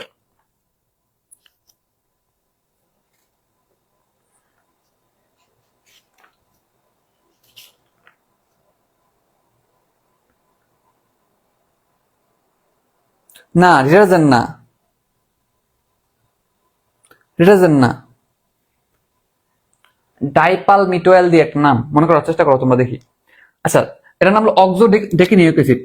আমি বাংলাতে লিখতেছি, তোমরা যাতে উচ্চারণটা পারো। Oxo oxo decanoic acid. এটা হচ্ছে তোমার ফরমানের রাসায়নিক নাম, এটা পারতে হবে। এটাকে কোইন সাবস্টেন্স বলা হয়। কোইন সাবস্টেন্স মানে রানী থেকে ক্ষয়িত হয়, এই জন্য। বুঝছো? মৌমাছির বিভিন্ন সদস্যদেরকে সংঘবদ্ধ রাখতে এটা হেল্প করে। এটার কাজ কি? সংঘবদ্ধ রাখা, সংঘবদ্ধ। এটা একটু মনে রাখো। ঠিক আছে, এটা ইম্পর্টেন্ট কথা। এনতিকা রানীর স্পেশাল বৈশিষ্ট্য, এটা কি রানীর স্পেশাল বৈশিষ্ট্য, খেয়াল রাখতে হবে। গেল মতে আরেকটা, অন্য বই আরেকটা লেখা আছে ম্যান্ডিবুলার গ্রন্থি থেকে ক্ষরিত হয়। সব ম দিয়ে, এটা মনে রাখো। আরেকটা কি ম দিয়ে আছে, অন্য বই লেখা আছে ম্যান্ডিবুলার গ্রন্থি। তাহলে মস্তিষ্ক ম্যান্ডিবুলার গ্রন্থি থেকে ফতে ফিমেল রানী ক্ষরিত হয়। এটা ইয়া হলো অক্সোডিকোনিক অ্যাসিড, দেখা রাখো। ঠিক আছে, পুরুষ পুরুষ পতে মনে রাখো যে এটা হচ্ছে এখানে পার্থেনোজেনেসিস ঘটে। পার্থেনোজেনেসিস প্রক্রিয়ায় এর পুরুষ কি হয়, পুরুষ মুখোশ তৈরি হয়। তাহলে পার্থেনোজেনেসিস, পার্থেনোজেনেসিস এটা কি এই প্রক্রিয়া কি তৈরি হয়? এটা তৈরি হয়। আর পার্থেনোজেনেসিস মানে কিন্তু তোমরা উদ্ভিদ প্রজনন অধ্যায় পড়ছো যে একটা মানে ডিম্বাণু শুক্রাণু মিশবে না, যে কোনো একটা ছাড়া যে কোনো একটা কাজ করবে। ঠিক আছে না? তো এই জায়গায় কি হয়, অনিষিক্ত ডিম, মানে ডিম বানানোটা নিষিক্ত হয় না, এখান থেকে তৈরি হয়, বুঝছো, অনিষিক্ত ডিম বানানো থেকে এই জায়গায় কি হয়, হ্যাপ্লয়েড পুরুষ উৎপন্ন হয়, হ্যাপ্লয়েড, বুঝছো। যেহেতু পার্থেনোজেনেসিসে কি উৎপন্ন হয়, হ্যাপ্লয়েড উৎপন্ন হয়, মনে রাখো। তোমরা বিস্তারিত পড়তে চাইলে উদ্ভিদ প্রজনন অধ্যায়ে পড়তে পারো, ঠিক আছে, গেল। আচ্ছা, তাহলে এটা পুরুষ নিয়ে ইম্পর্টেন্ট কথা হলো এটাই। আচ্ছা, কর্মী, কর্মীর গুরুত্বপূর্ণ কথা হইলো, কর্মী রাজকীয় জেলি উৎপন্ন করে। তো এটা তোমাদের ফ্যাস লেগে যাবে, যার ইংরেজি হলো রয়্যাল সাবস্টেন্স, যার ইংরেজি কি রয়্যাল সাবস্টেন্স বা রাজকীয় জেলি বা রয়্যাল জেলিও বলা যায়, বুঝছো। তো এই জায়গায় তোমরা যে বেজালটা করবা, তোমাদের জিজ্ঞাসা করে রাজকীয় জেলি উৎপন্ন করে কে, তুমি হয়তো বা ভুলে পরীক্ষা হলে চিন্তা করে আনসার টাকা দিবা রানী, না, রানী মৌমাছি রাজকীয় জেলি উৎপন্ন করে না। তোমার মনে হতে পারে কর্মী এটা কি রাজকীয় জেলি উৎপন্ন করবো, রাজা রাজা কি বাবা সেটার মধ্যে, না, তোমার মনে হয় রানী জায়গায় দিই, না, রানী জায়গায় দিত না, বুঝছো, ভালো করে খেয়াল দেখো, রাজকীয় জেলি কিন্তু কর্মী থেকে উৎপন্ন হয়। তাহলে কর্মী থেকে কি উৎপন্ন হয়, রাজকীয় জেলি, তার রয়্যাল জেলি, রয়্যাল মানে তো রাজকীয়, তাই না, রাজকীয় জেলি। কোন রোগকে রাজকীয় রোগ বলা হয়, বলো তো দেখি, রাজকীয় রোগ বলা হয় কোন রোগকে, রাজকীয় রোগ বা রয়্যাল রোগ, রয়্যাল ডিজিজ বলা হয় কোনটাকে। তো এটা কই থেকে করিতে হয়, এটা হচ্ছে মনে রাখবা আমার কর্মের কোথেকে করিতে হয়, এটা খেয়াল রাখতে হয় আর কি, হ্যাঁ। তো এটা হইলো তোমার মনে রাখবা মস্তিষ্ক, মস্তিষ্ক না আসলে গলবিল, গলবিলীয় অঞ্চল, যেটাকে আমরা ফেরিংস বলি, ফেরিংস, বুঝছো, সুন্দর করে বলা হয় হাইপোফেরিংস, কি বলা হয়, হাইপোফেরিংস বলা হয়। তো এটা গলবিলীয় গ্রন্থি থেকে, গলবিলীয় গ্রন্থি বা হাইপোফেরিংস থেকে করিতে হয়, গলবিলীয় গ্রন্থি, গলবিলীয় গ্রন্থি, ঠিক আছে, গলবিলীয় গ্রন্থি থেকে করিতে হয়, হাইপোফেরিংসিয়াল গ্রন্থি থেকে করিতে হয়, এটা তুমি মনে রাখবা। এবং আরো মনে রাখতে পারো ম্যান্ডিবুলার গ্রন্থিও লেখা আছে বইয়ের মধ্যে, ম্যান্ডিবুলার গ্রন্থি তুমি কই থেকে করিতে হয় এটা লিখবা, ম্যান্ডিবুলার গ্রন্থি, ঠিক আছে। আচ্ছা, তাহলে কর্মীর কই থেকে উৎপন্ন হয়, ম্যান্ডিবুলার গ্রন্থি থেকে উৎপন্ন হয়। এটা কি কাজ করে, এটা কি কাজ করে জানো, রানী মৌমাছির লার্ভা আছে না, লার্ভা, রানী মৌমাছির লার্ভাটাকে পূর্ণাঙ্গ রানী উৎপন্ন করতে হেল্প করে, বুঝছো।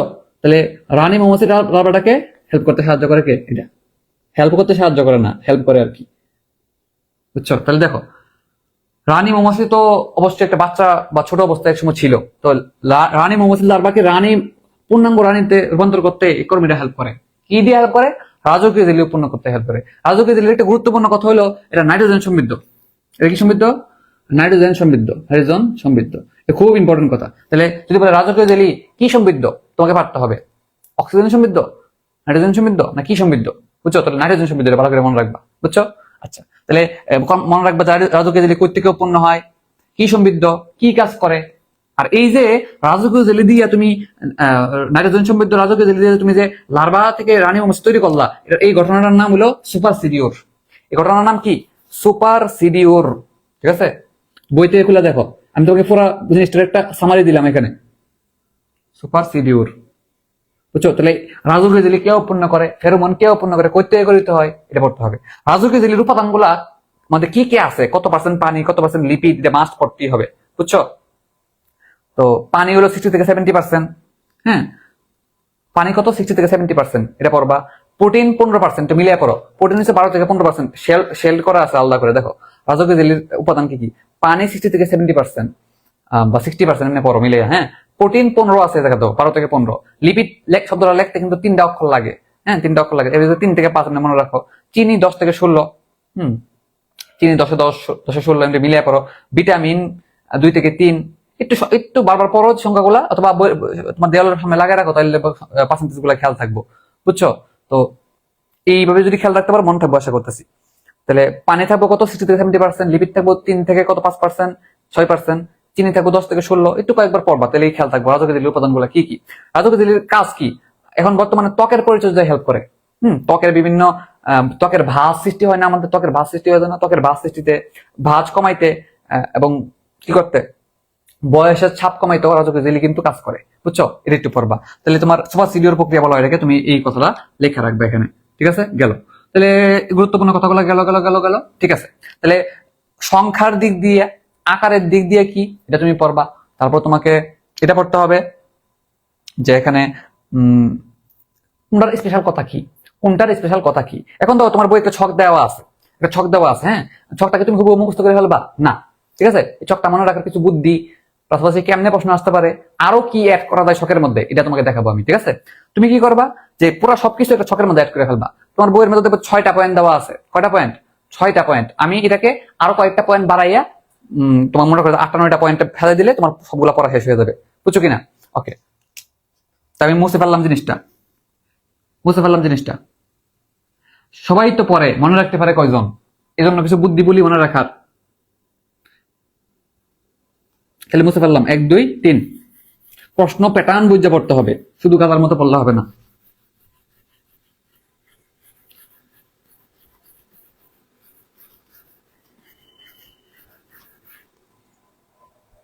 আর অল্প একটু পড়া আছে, শেষের দিকে অল্প একটু পড়া আছে।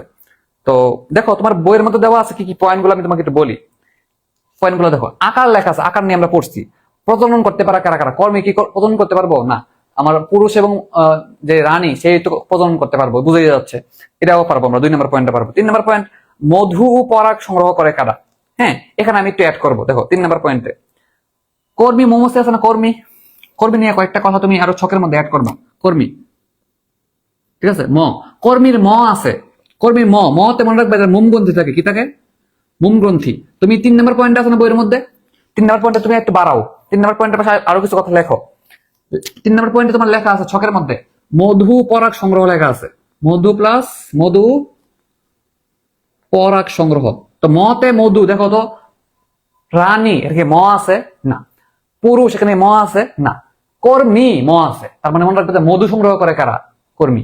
এটা যাতে ভুল না হয়। ঠিক আছে, মধু পরাগ সংগ্রহ। পাশাপাশি মোম গ্রন্থি কি আছে, এটা অ্যাড করো। তুমি শখের পাশে দিয়ে এই কথাটা অ্যাড করো, মোম গ্রন্থি। তো মতে মোম গ্রন্থি একমাত্র কর্মীর মধ্যেই আছে। মনে রাখবে যে মোম গ্রন্থি থাকে কাদের? কর্মীদের। ঠিক আছে, আরেকটু অ্যাড করবা মোম গ্রন্থির পাশে। যদি বলে যে মধু লেখছি বি ব্রেড। কি বলে? B bread. বি ব্রেড মানে কি? তুমি একটু ভিতরে রিং করে দেখো, বি ব্রেড থাকে কাদের? দেখো, বি মানে কি? মৌমাছি, মৌ। আর ব্রেড মানে কি? রুটি না? তাই বি ব্রেডে বলা হয় মৌ রুটি। কি বলা হয় বাংলাতে? কি বাংলাদেশে? মৌ রুটি। যদি বলে মৌ রুটি খেয়ে বড় হয় কারা? বলবো যে এটা হচ্ছে মৌ রুটি বলছে, বা বি ব্রেড বলছে। ব্রেড মানে তো রুটি, ব্রেড মানে রুটি না, পাউরুটি না। আর বি মানে কি? মৌমাছি। মৌমাছি থেকে মৌ কথাটা আসছে, ব্রেড মানে রুটি। তাহলে মৌ রুটি খেয়ে বড় হয় বা মধু খেয়ে বড় হয় কারা? বলবো যে যার নামের মধ্যে আছে সে। কার নামের মধ্যে আছে? কর্মীর মধ্যে আছে। এমনি মনে রাখবা। বুঝছো কিনা? তাহলে খেয়াল রাখবা, মোম গ্রন্থি আছে কাদের? কর্মীর মধ্যে। মধু সংগ্রহ করে বা মধু খেয়ে বেঁচে থাকে, বা বি ব্রেড খেয়ে রুটি খেয়ে বেঁচে থাকে কারা? কর্মী। এইটা যদি ভুল না হয়। বুঝছো কিনা? সহজ পড়া। আমরা কোন রকম প্রশ্ন না আটকাই, আমরা সেই টার্গেট নিয়ে পড়তেছি আমরা। বুঝছো কিনা? ফেরোমন, এটা তো পারবো, একমাত্র ফিমেল যেটা আছে সে তো এটা পারবো। কে খরণ করে না। আয়ুষ্কাল, তো সবচেয়ে বেশি আয়ুষ্কাল কার? রানীর, এরপর হচ্ছে তোমার পুরুষের, এরপর হচ্ছে তোমার কর্মীর। সিরিয়ালে হ্যাঁ, সিরিয়ালে বললে হবে। প্রতি মৌচাকের সংখ্যা রানী একটাই থাকে। যদি বলে রানী কয়টা থাকে? একটাই। সবচেয়ে বেশি থাকে কারা? কর্মী। সংখ্যা দিয়ে কিন্তু আমরা করে ফেলছি, শেষ। তাহলে আকার কার বেশি, আয়ুষ্কাল কার বেশি, এবং সংখ্যা কাদের, সংখ্যার ক্রমটা কি? সিরিয়াল তোমরা পড়বা। 3টা সিরিয়াল পড়বা, আকার, ক্রম, আয়ুষ্কাল। ঠিক আছে, 3টা ক্রম পড়বা। এবার দেখো, যেটা বলতেছিলাম যে ভাই আরো কয়েকটা পয়েন্ট যদি ছকের মধ্যে অ্যাড করে দেই, এটা আরো সুন্দর হইতো। তো 6টা পয়েন্ট তো বই অ্যাড করা আছে, আমি 6টা পয়েন্ট বললাম, কিন্তু মনে রাখবা 7 8 9 আরো কয়েকটা পয়েন্ট তোমাকে অ্যাড করে দিই। বুঝছো? তুমি এখন বইয়ের মধ্যে লেখো, তুমি আস্তে আস্তে করে, অথবা পরে লিখো। তুমি জাস্ট দেখো আমি কি বলতেছি।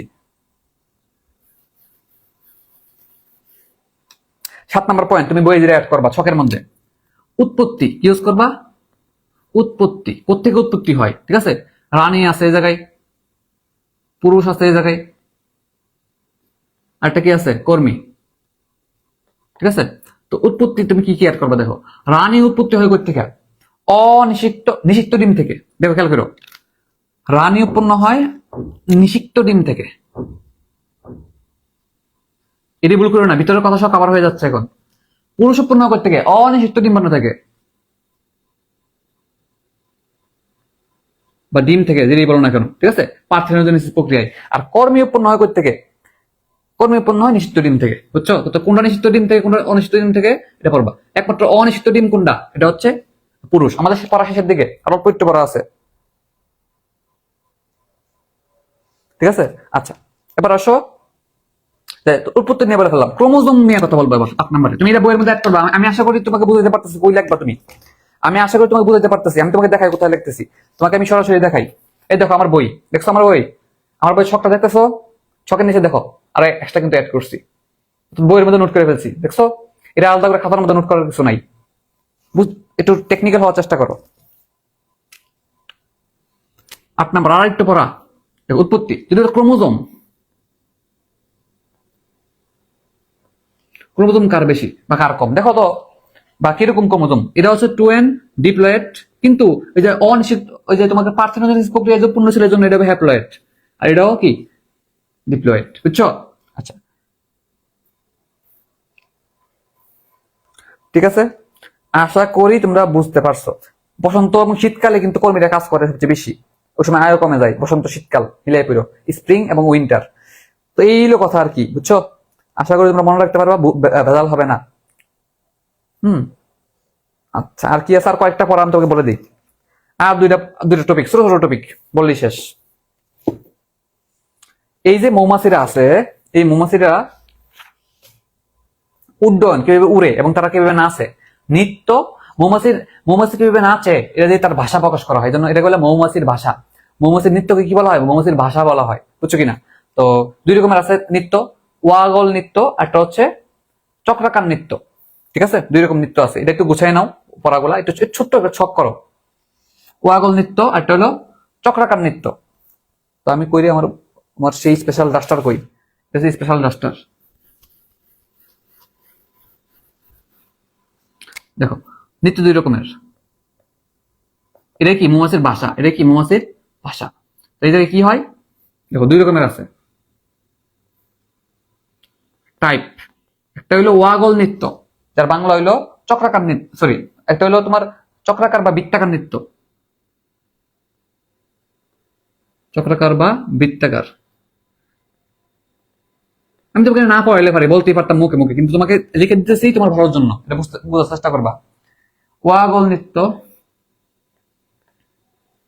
যারা একটা নাম কি জানো? একটা নাম হলো দুদোলা নৃত্য, দুদোলা। যাই হোক, এখানে কি হয়, এখানে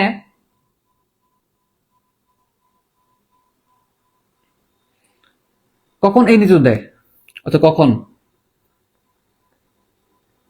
বা দূরত্ব, কখন দূরত্ব, দূরত্ব কত হইলে এই নৃত্য দেখায় সে।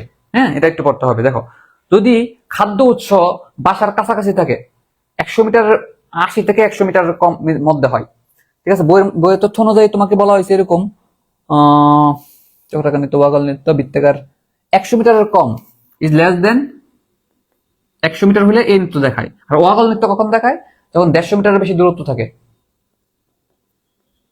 বই তথ্য অনুযায়ী। আচ্ছা, তো আরো কি কথা আছে যে এটার উদ্দেশ্য কি, এটার উদ্দেশ্য বা লাভ। লাভ হলো খাদ্যের উৎস সম্পর্কে জানা যায়, খাদ্য উৎস, খাদ্যর উৎস সম্পর্কে জানা যায়। এটা কি জানা যায়? এটা হচ্ছে খাদ্যর উৎস এবং দিক দুইটা জানতে পারি আমরা। এই নৃত্যের মাধ্যমে কি জানতে পারি? খাদ্যের উৎস প্লাস দিক দুইটা জানতে পারি, ঠিক আছে। আর একটু কথা করতে পারো যে চারের মতো দেখায় কোথায়? ওয়াগল নৃত্যে। তাহলে এখানে 150 মিটার এবং 4 অক্ষরের মতো ঘুরতে থাকে, মানে এরকম ভাবে ঘুরতে থাকে, মৌমাছিরা এভাবে ঘুরতে থাকে, বুঝছো, এভাবে ঘুরতে থাকে, এটার নাম 4 অক্ষরের মতো, 4 অক্ষর। ঠিক আছে, এই কথাগুলো অ্যাড করে ছোট্ট একটা বক্স অ্যাড করে নিতে পারো, দেখতে সুন্দর লাগবে। আর যে বিজ্ঞানী মৌমাছির ভাষাকে ব্যাখ্যা করছে তার নাম হলো Karl von Frisch. Karl von Frisch, ওই যে প্রথমে পড়ছিলাম একটা বিজ্ঞানীর নাম, ওই যে 3 নাম্বার বিজ্ঞানীর নাম মনে আছে কিনা? 3 লরেন্স কার্ল ফন ফ্রিস, সে কিন্তু মৌমাছির ভাষা করছে। তো এমনি মনে রাখতে পারো, ওই যে ওখানে 3 নাম্বারে পড়ছিলাম, তো সবার শেষের টপিকের মধ্যে তার ভূমিকা আছে, এমনি পড়তে পারো, বুঝছো? এটা আরেকটা পড়া আছে প্রোপেলিশ নিয়ে। কি নিয়ে? প্রোপেলিশ, মাঝখানে তোমরা পড়ো না, 4 নাম্বার পয়েন্টে লেখা আছে পরিষ্কার পরিচ্ছন্নতা ও স্বাস্থ্য সুরক্ষা। এই জায়গায় লেখা আছে প্রোপেলিশ, এটা একটা আবরণ, যে আবরণ দিয়ে মনে করো যে মৌমাছির যে মৌচাক আছে, মৌচাকের ফাটল এবং হচ্ছে তোমার মনে করো কোনো ছিদ্র থাকলে এটা কি সুরক্ষার কাজে কাজ করে, বুঝছো? প্রোপেলিশ ডাক দিয়ে রেখো, এটা তুমি যদি না পড়ো হয়তো দেখা গেছে জীবনে প্রথম শুনবা, তখন দেখা গেছে পারবা না। প্রোপেলিশ ডাক দিয়ে রাখো জাস্ট, ঠিক আছে। তো 2 রকম নৃত্যের কথা বললাম, প্রোপেলিশের কথা বললাম, ছকটা আরো 2-3টা পয়েন্ট মিলে কিভাবে বললাম, স্পেশাল কথাগুলো কিভাবে মনে রাখবে এটা বললাম, কি টাইপের প্রশ্ন আসতে পারে বললাম, মৌমাছি নিয়ে বললাম। তাহলে দেখি তো সবকিছু পড়া হয়েছে কিনা। তো শেষের দিকে মৌমাছি নিয়ে বিস্তারিত বলছি, আলহামদুলিল্লাহ শেষ। তারপর সামাজিক আচরণ কে দেখায় মৌমাছি, প্যাবলোভের তথ্য নিয়ে বলছি, মাঝখানে কি কি পড়তে হবে বলছি, অপত্য তথ্য নিয়ে বলছি, পরিযায়িতা নিয়ে বলছি, ফ্যাপ নিয়ে বলছি, ফিক্সড অ্যাকশন প্যাটার্ন নিয়ে বলছি, তারপর তোমাকে হচ্ছে প্রতিবর্তক কি কি কি ভুল হইতে পারে কেমনে প্রশ্ন বলছি। প্রতিবর্তীকে দুই ভাগে ভাগ করা হয়েছে, অংশ 5টি, সহজাত প্রতিবর্তী 3টি, ঠিক আছে বলছি। তারপর এক্সিস্ট পুরো ব্যাপারটা গুছিয়ে দিছি, শেষ। তারপর আর কি আছে, প্রথম দিকে কথা বলতে গেলে কি কি লাগবে কেমনে লাগবে বলছি, আর তেমন কঠিন প্রশ্ন করে না, ঠিক আছে। এরপর আমরা অনুশীলনের কোশ্চেন বা মেডিকেল ডেন্টালের কোশ্চেন দেখবো, তো একটু প্র্যাকটিস করলে কি শেষ হয়ে যাবে, শেষ, বুঝছো। সকল অনুশীলনের কোশ্চেন থেকে ফেলবো, বোর্ডের কোশ্চেন থেকে ফেলবো, এমসিকিউর জন্য, তাইলে হয়ে যাবে, ঠিক আছে। তো মোটামুটি বলো, ছোট্ট একটা চ্যাপ্টার, পড়া খুব বেশি ছিল না, কিন্তু আমরা ধরে ধরে পড়ছি, ক্লিয়ার করে পড়ার চেষ্টা করছি। ক্লাস কেমন লাগছে বলো, বুঝছো কিনা বলো।